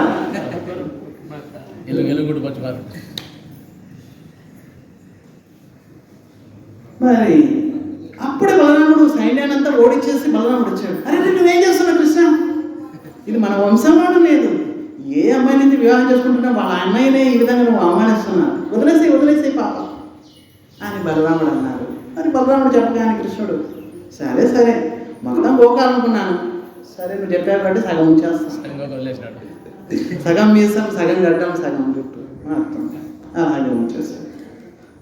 ఇంకా మగలోడు ఉంటారు, మొత్తం గోగించుకో అని చెప్పి వదిలేశాడు.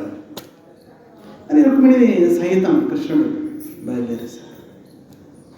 మరి రుక్మా ఏం చేశాడు? మరి శపథం చేశాడు, పందెం చేశాడు కదా, నేను మా ఊళ్ళో అడుగు పెట్టనే పెట్టను, మా చెల్లెలు తీసుకొనే పని చేస్తాను అని అన్నాడు కదా. మరి అక్కడే ఉండిపోయాడు, అక్కడే రాజ్యాన్ని స్థాపించుకున్నాడు. ఇప్పుడు రుక్మిణి ద్వారకాధీశుకి అద్భుతమైన వివాహమైంది కృష్ణుడు రుక్మిణితోటి, అద్భుతమైన వివాహం. మరి ఇలా శ్రీకృష్ణుడు 16,108 మంది రాణులతో వివాహం చేసుకున్నాడు. ఇది మొట్టమొదటి వివాహం. ఇక రెండో వివాహము జాంబవతితోటి, మూడో వివాహము సత్యభామతో. ఇలా అష్టపట్టణాలతోటి తర్వాత 16,100 మంది రాణులతోటి, మొత్తం 16,108 మంది రాణులతోటి వివాహం చేసుకున్నాడు. ఈ ద్వారక మనం చూస్తున్నాం, ఇదంతా ద్వారక అంటే ముఖ్య నగరం సముద్రంలో ఉంది, ఇదంతా ద్వారక. మరి ఇక్కడే కృష్ణుడు 16,108 మంది భవనాల్ని నిర్మించాడు విశ్వకర్ముడితోటి ప్రేరేపించి. మరి 16,108 మంది భార్యలకి 16,108 మంది కృష్ణుడు. చూడండి, భగవంతుడు లీల చేసే అమోఘం. నారదముని ఒక్కోసారి నారదమునికి సందేహం వచ్చేది, ఎలా కాపురం చేస్తాడు, ఒక్క పెళ్లి చేసుకుంటేనే నానా రకాల తంటాలు పడుతుంటాడు. కష్టాలు. ఉదయం నుంచి రాత్రి పడుకునేంత వరకు శాంతి లేదు, ఒక్క పెళ్లి చేసుకుంటే. అవును. పాపం వాడు లేచి నిద్ర లేచి కళ్ళు తెరుస్తాడో లేదు, ఇంట్లో బియ్యం లేదు, కందిపప్పు లేదు, నూనె లేదు, పిల్లలకి ఫీజు పెట్టాలి, అది కట్టాలి, ఇది కట్టాలి. ఇన్నుండే ఇంటికాడ ఇప్పుడు. మీకేం అలా వెళ్ళి ఇలా వస్తారు, అన్నీ చూసుకోవాలి నేనే. మరి అవి లేవు ఇవి లేవు, రేపు పండగ వస్తుంది, మరి అందరు కొత్త చీరలు కట్టుకున్నారు, నేను కట్టుకోవాలి. పదా చందన బ్రదర్స్, బొమ్మన బ్రదర్స్. తప్పదు, ఒప్పుకోరు. మరి ఉదయం నిద్ర లేచినప్పటి నుంచి రాత్రి పడుకునేంత వరకు పాపం ఈయనేమో బయటికి వెళ్ళి రకరకాల వ్యక్తులతో మాట్లాడాలి, పనులు చేయాలి, చేస్తేనే కొంత మరి ఎంతో కొంత వస్తుంది. మరి ఈవిడేమో లోపల, మరి ఈవిడ్ని ఎలాగో జయించలేడు. మరి ఈయన అనుకుంటాడు బయటికి వెళ్ళడమే మంచిది, వస్తాను ఇప్పుడే వస్తాను, 2 నిమిషాలు వస్తాను అని చెప్పి ఆయన వెళ్ళిపోతాడు. మరి నాలో కూడా ఆలోచిస్తున్నాడు, ఒక్క భార్యను కట్టుకుంటే నేను నానా రకాల తంటాలు. మరి ఈయనేమో 16,108 మంది భార్యను కట్టుకున్నారు, ఈయన ఎన్ని రకాల తంటాలు పడతారు అని చెప్పి స్వయంగా నారదమునికే మనసులో సందేహం కలిగింది. సరే నా కళ్ళతోటి నేను చూస్తాను ఎన్ని రకాల తంటాలు పడుతున్నాను అని చెప్పి స్వయంగా నారదముని వచ్చాడు ద్వారకాకు. వస్తాడు. మొట్టమొదట రుక్మిణి రాజభవనంలో ప్రవేశించాడు. ప్రవేశించగానే కృష్ణుడు శయనించి ఉన్నాడు, రుక్మిణీదేవి వీచుతుంది, చామరం వింజారం వీచుతుంది. మరి వందల మంది చెలికత్తులు ఉన్నారు, అయినా కూడా స్వయంగా లక్ష్మీదేవి స్వామిని సేవిస్తుంది. స్వామి చూశారు నారదముని, అరే నారదముని వచ్చేసారు, అరే నారదముని ఆహ్వానించారు, మరి కడుక్కోవడానికి కాళ్ళు ఇచ్చారు. మరి నారదమునికి రకరకాల పిండి వంటలు అన్ని సమర్పించారు. స్వామి అయ్యా చాలా రోజులకి వచ్చారు, ఏంటి మీరు అసలు మీ సంకల్పం ఏంటి, మీరు రావడమే మా యొక్క రాజ్యాన్ని పవిత్రం చేయడం, రండి రండి అంటారు. మరి నారదముని వచ్చిన మాట చెప్పడం లేదు, మీ తంటాలు చూడటానికి వచ్చారని ఆ మాట ఏం చెప్పడం లేదు. చాలా రోజులు అయింది కదా, సరే నేను సత్యలోకం వెళ్తున్నాను, వెళ్తూ ఒకసారి చూద్దాం, చాలా రోజులైంది కదా అని చెప్పి ఇలా వచ్చాను. రాగానే బయట సైన్యం అంతా చూశాను, సరే ఇంతదాకా వచ్చాను, లోపల ఒక అడుగు పెడదామని వచ్చాను. ఇంత లోపల మీరు సైనించుకున్నారు, వెళ్దాం అనుకున్నాను, మీరే అన్నాను, మమ్మల్ని చూశారు, సరే సరే అని చెప్పి రకరకాల పిండి వంటలు ఆయన పెట్టేశారు. నారదముని అనుకున్నాడు, సరే ఒకటే చూశాను, ఇంకో కాపుని చూడాలి కదా అని చెప్పి పక్కనే పక్కన సత్యభామ అక్కడికి వెళ్ళిపోయాడు. కృష్ణుడు అక్కడ భోజనం చేస్తున్నాడు. కృష్ణుడు వెంటనే అరే నారదముని ఎప్పుడు వచ్చారండి, అప్పుడు దాకా పీకల దాకా తిన్నాడు నారదముని. మరి ఎక్కడికి మళ్ళీ ఇక్కడ భోజనం, అక్కడ పడుకున్నప్పుడే భోజనానికి పిలిచాడు, ఇక్కడ భోజనం చేస్తుంటే మళ్ళీ పిలవడేంటి. మరి నారదముని వెంటనే అంటున్నాడు, లేదు పొరపాటున అక్కడికి వెళ్ళకపోయి ఇక్కడికి వచ్చాను, నేను పని మీద వెళ్తున్నాను. లేదు స్వామి మీరు ఇక్కడ దాకా వచ్చారు, ద్వారం లోపలికి రారాయింటి అని చెప్పి మళ్ళీ నారదముని పిలిచాడు. అదే నారదముని కృష్ణుడి యొక్క తంటాన్ని చూడటానికి వచ్చాడు, కానీ స్వయంగా తంటాల్లోనే పడిపోయాడు. మరి అటువైపు జాంబవతి, అటువైపు లక్ష్మణ, అటువైపు సత్య, అటువైపు నాగనచిత్తి, ఇలా రకరకాల రాణులు ఆ ఇంటికి ఈ ఇంటికి మొత్తం అన్ని తిరిగేశాడు. ఇక మొత్తం తిరిగేసి వచ్చి జంక్షన్లో కూర్చున్నాడు. నా వల్ల కాదు, ఇంకా ఎక్కడ పోయినా కృష్ణుడే ఉన్నాడు ఒకవేళతో. ఒకవైపు ఒక ఇంట్లోకి వెళ్తే కృష్ణుడు పడుకున్నాడు, ఇంకొక ఇంట్లోకి వెళ్ళిపోతే భోజనం చేస్తున్నాడు, ఇంకొక ఇంట్లోకి వెళ్తే పిల్లల్ని సముదాయిస్తున్నాడు కృష్ణుడు, ఎడవరా. మరి చూసేసరికి ఒక్కొక్కరికి 10 మంది సంతానం, ఒకరిద్దరు కాదు, ఒక్కొక్క రాణికి 10 మంది మగపిల్లలు, ఒక ఆడపిల్లలు, ప్రతి వారికి 11 మంది, అందరికీ ఏది తక్కువ చేయలేదు కృష్ణుడు. చూడండి మరి రాణి చెప్తుంది కదా, వారికేమో 5 మంది 10 మంది, నాకేమో 2 అని అంటారు కదా. అందరికీ 11 మంది, ఒక ఆడపిల్ల 10 మంది మగపిల్లలు, అందరికీ 16,105 మంది రాములు, అందరికీ రాజ్యభవనాలు, అందరికీ పనిచేసే చెలికత్తలు 100 మంది, అంత అన్ని రకాల ఐశ్వర్యాలు. అందుకే ద్వారకాధీశుడు వైకుంఠమే స్వయంగా దించేశాడు స్వామి ఇక్కడ. ఇవన్నీ లీలలు చూసి నారదమునే ఆశ్చర్యపోయారు, మనకి ఇంకేంటి. అటువంటిది ద్వారకాకి వచ్చాము. మనం ముఖ్య మందిరాన్ని ఈరోజు దర్శనం చేస్తాం, ఈరోజు అంతా లోకల్ ముఖ్య మందిరాన్ని దర్శనం చేస్తాం, సముద్రం స్నానం చేసే వాళ్ళు చేయొచ్చు. అలాగే పంచపాండవులకి ప్రతీకంగా 5 రకాల బావులు ఉన్నాయి ఇక్కడ చూడండి. నిజానికి దుర్వాసమని శపించారు. నిజానికి ఇక్కడ అంతా ఉప్పు నీళ్ళు ఎక్కడ పట్టినా కూడా, కానీ 5 బావులు ఉన్నాయి ఇక్కడ. మనం వెళ్తాం, దర్శనం చేస్తాం. 5 బావుల్లో 5 రకాల టేస్ట్ తోటి కూడిన నీళ్లు చాలా మధురంగా ఉంటాయి. చూడండి, బావులు పక్కనే, ఇక్కడ ఒక బాగుంది, అక్కడ బాగుంది, అక్కడ బాగుంది. 5 రకాల బావులు ఉన్నాయి. 5 రకాల ఋషులకి, 5 రకాల పంచపాండవులకి ప్రతీకంగా. పంచపాండవులు వచ్చారు, వనవాసం సమయంలో వచ్చారు. 5 రకాల బావుల్లో నీరు, మనము 5 రకాల బావుల్ని ఒకసారి రుచి చూస్తే 5 రకాలు ఉంటాయి, పక్కనే ఉన్నాయి. కానీ ఆ దర్దాపులు ఎక్కడ మంచినీళ్ళు లేవు. మళ్ళీ అద్భుతం చూడండి. మరి ఇప్పటి వరకు కూడా కొన్ని వందల మంది పరిశోధన చేశారు. ద్వారక అయితే భగవంతుడు లీలా చేశారు. సముద్రం లోపలికి వెళ్ళి కొన్ని వందల సైంటిస్టులు వెళ్ళి పరిశోధన చేశారు. మరి అవన్నీ నగరాన్ని కనిపెట్టారు. అద్భుతమైన నగరం 5,000 సంవత్సరాల క్రితం ఉండేది. అవన్నీ కనిపెడుతున్నారు ఇప్పుడు కూడా. వారి జీవితాంతం ప్రయత్నిస్తున్నారు. ఆ పరిశోధనలో జీవితం అయిపోతుంది. మొన్నటికి మొన్న మోదీ గారు కూడా లోపలికి ఆ యొక్క అద్భుతమైన బోట్లో ఆ లోపలికి వెళ్ళారు. ఎక్కడైతే స్వయంగా నగరం ఉండేదో ఆ కిందకి వెళ్ళారు, అవన్నీ దర్శించారు. ఈ త్వరలో ఏర్పాటు కూడా చేస్తున్నారు. అంటే భవిష్యత్తులో ఇటువంటి ఏర్పాటు చేస్తారు, భక్తులు ఆ లోపల కూడా వెళ్ళిపోవచ్చు. ఆ ఏర్పాటు కూడా చేస్తున్నారు.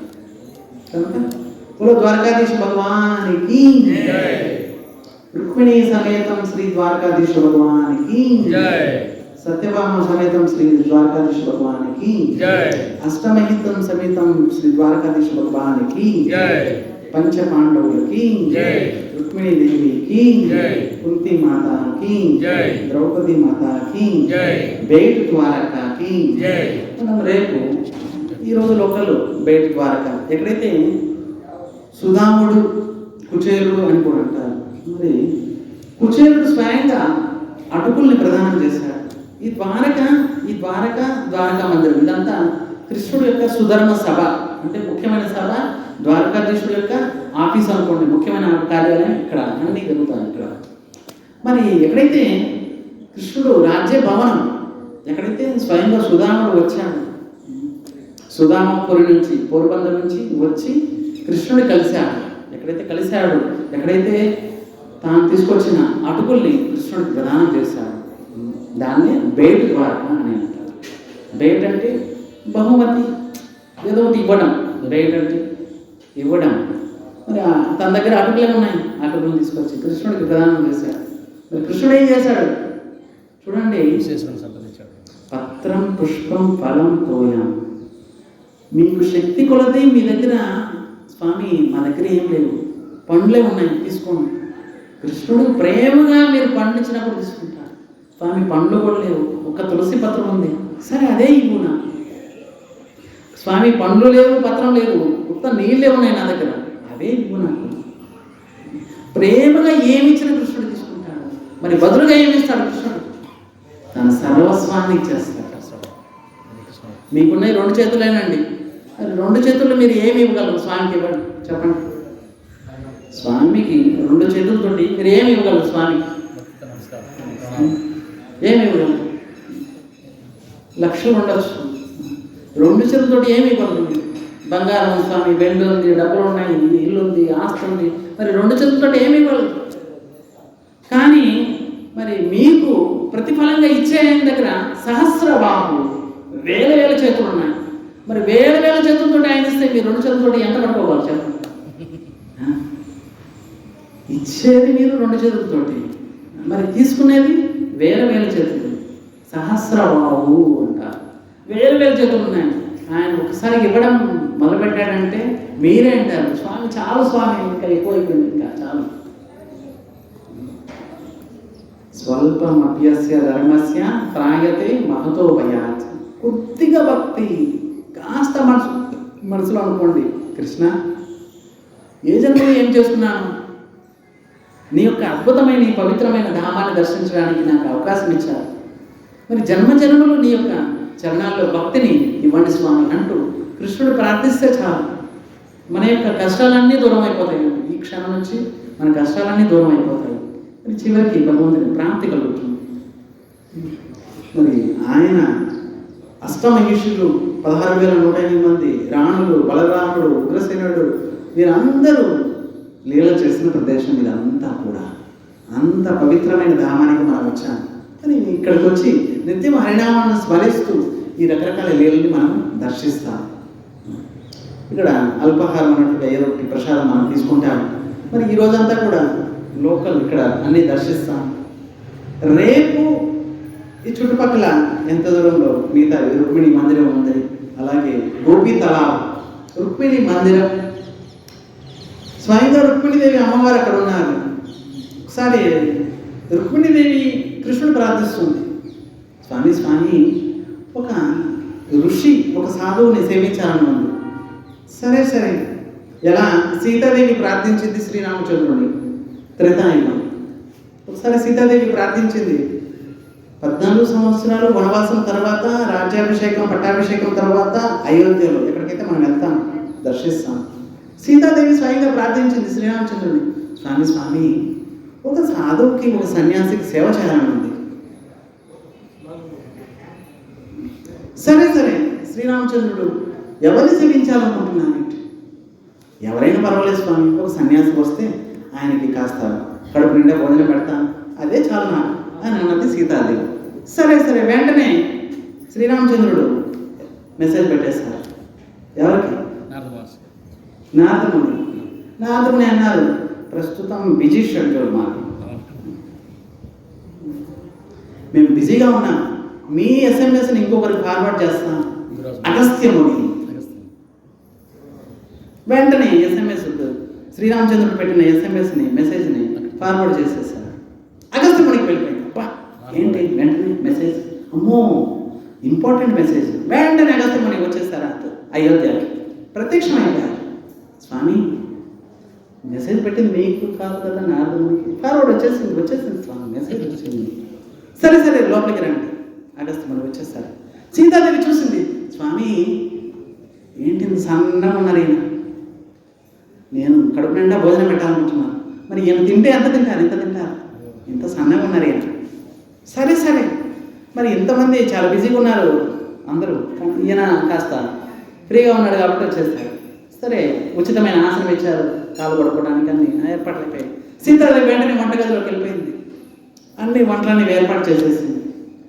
సీతాదేవి స్వయంగా లక్ష్మీదేవి సీతాదేవి వచ్చేసింది.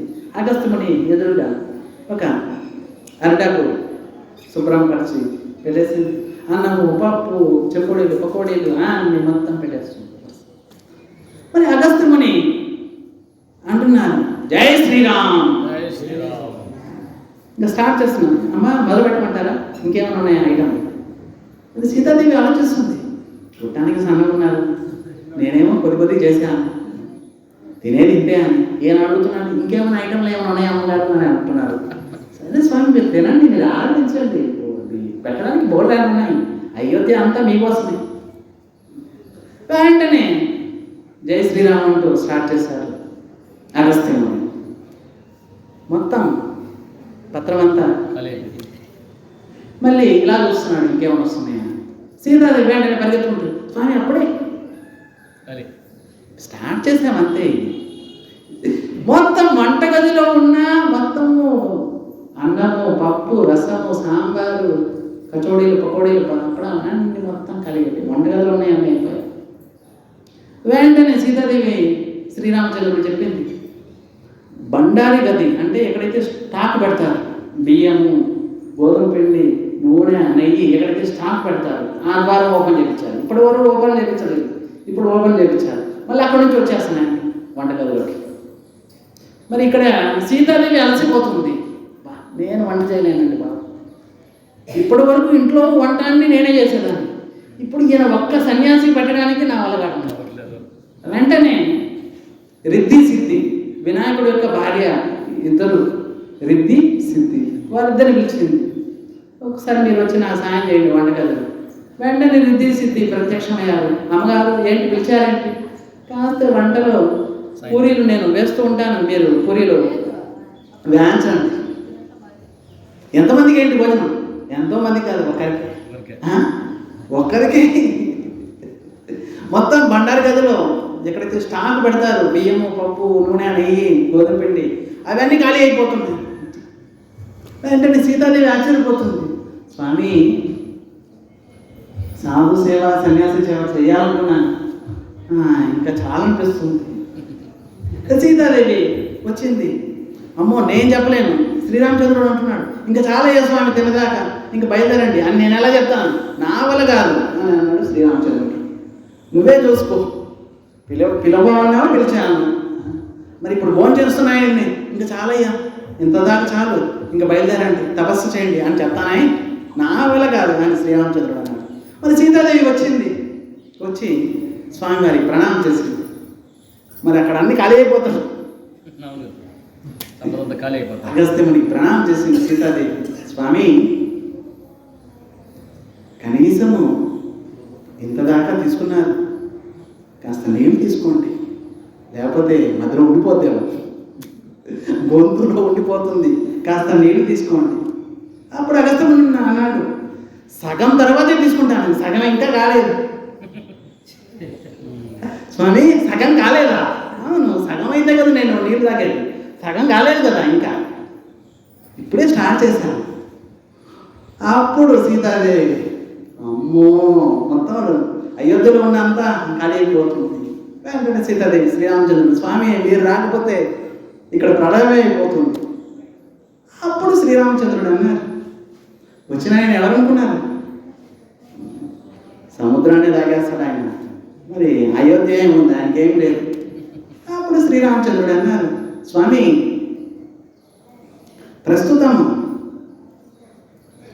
తపస్సు చేసుకునే వేళ అయింది అన్నాడు శ్రీరామచంద్రుడు. వేళ అయిపోయిందా? నేనే అసలు టైమే చూసుకోలేదు, అయ్యో వేళ అయిపోయింది. అప్పుడు సీతాదేవి వస్తుంది, స్వామి ఇప్పుడు దాకా తీసుకున్నారు, కనీసం నీళ్ళని తీసుకోండి. అప్పుడు శ్రీరామచంద్రుడు అన్నాడు, మరి తిండి ఎంత తిన్నారంటే నీళ్ళు ఎంత తాగుతారు, పలేదా ఉండు నీళ్ళ తర్వాత తీసుకుంటారు, నువ్వు చెప్పవాడు అసలు.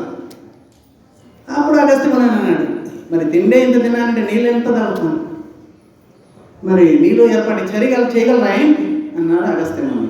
వెంటనే శ్రీరామచంద్రుడు అన్నారు, స్వామి మాకున్నది ఒకటే ఒక నది, సరియు నది, మరి ఆ నది నీళ్ళు ఖాళీ చేశారనుకోండి, మేము ఎక్కడికి వెళ్ళాలి? కృష్ణావతారంలో గోవర్ధన పర్వతం ఎత్తడానికి ముందుగా ఇంద్రుడు వర్షం కురిపిస్తాడు 7 రోజులు. మరి ఆ నీళ్ళన్నీ కూడా మీకోసం, అప్పటిదాకా కాస్త వెయిట్ చేయండి, తిన్నది ఇప్పుడు తాగేటప్పుడు కనుక వెయిట్ చేయండి అన్నారు శ్రీరామచంద్రుడు. అగస్త్యముని బయలుదేరాడు తపస్సుకి. మరి ఈ విషయం విన్నది రుక్మిణీదేవి. రుక్మిణీదేవి అంటుంది, సరే సరే అటువంటి ఆయన కాదు, ఒక చిన్న సాధువుని ఎవరైనా పిలవండి. వెంటనే శ్రీకృష్ణుడు స్మరించాడు, దుర్వాసముని వచ్చాడు, భయంకరమైన కోపిస్తాడు. మరి ఆయన ఆనందపడిపోయాడంటే వరాలు కురిపిస్తాడు, కోపం వచ్చిందంటే సర్వనాశనం చేసేస్తాడు. దుర్వాసముని వచ్చారు, కానీ రుక్మిణి కృష్ణుడు ప్రణామం చేశారు, స్వామి మిమ్మల్ని సేవించడానికి వచ్చాను. సరే నేను ఏ రథం మీద ఎక్కుతానో ఆ రథాన్ని మీరే లాగాలి అన్నారు.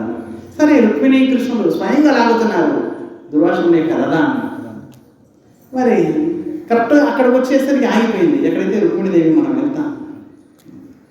మరి రుక్మిణీదేవి అలసిపోయింది పాపం, రథం లాగలేక.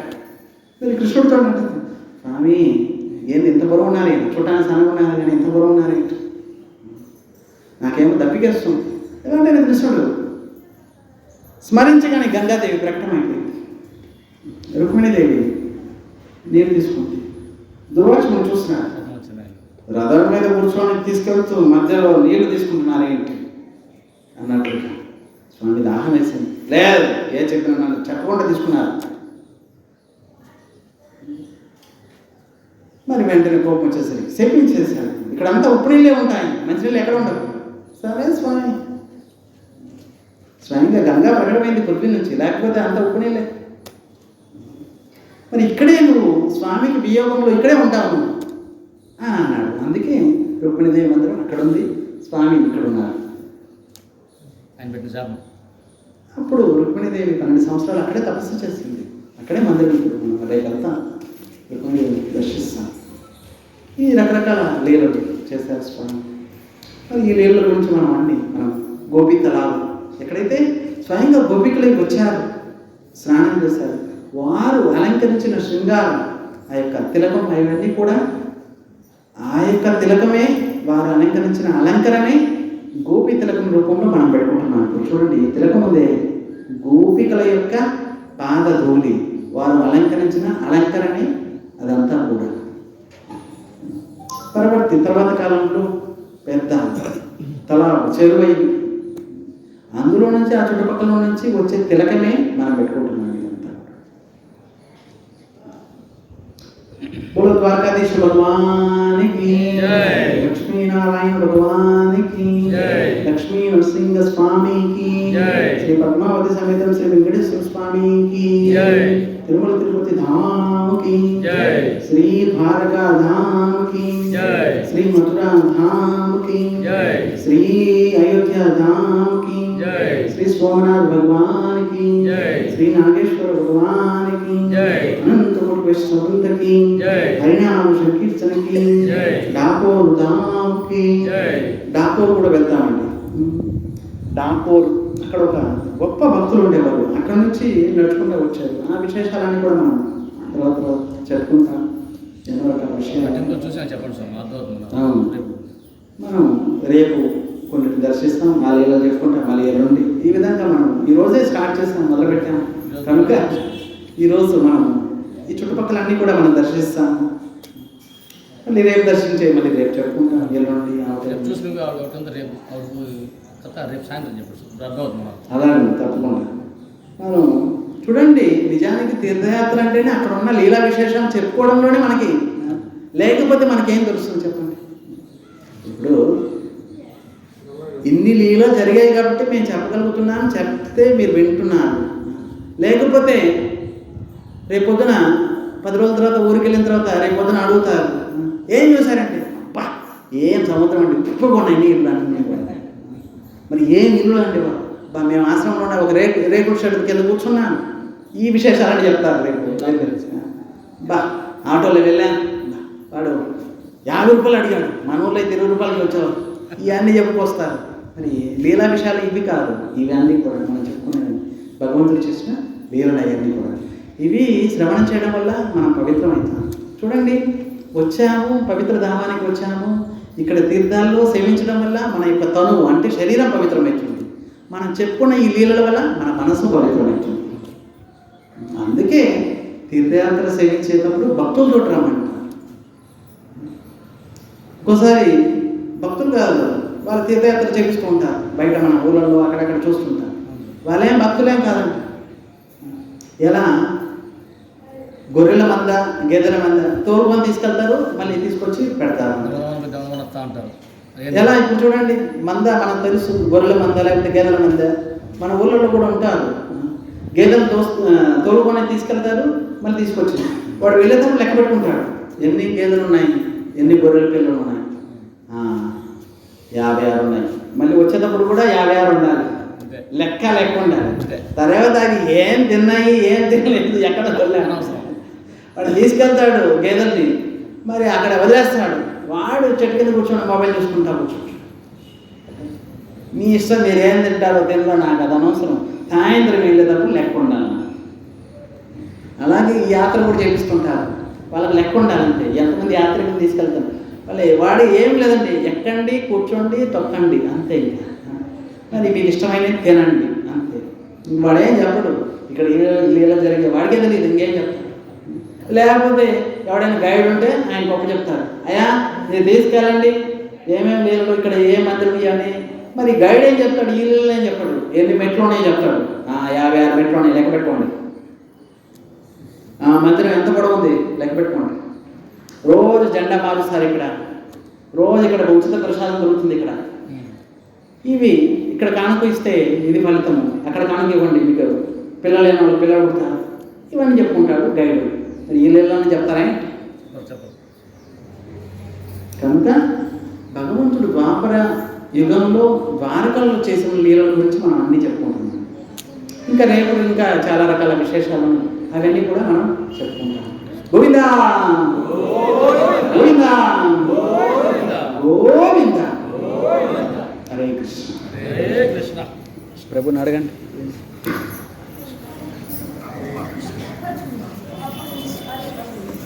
అభ్యర్థి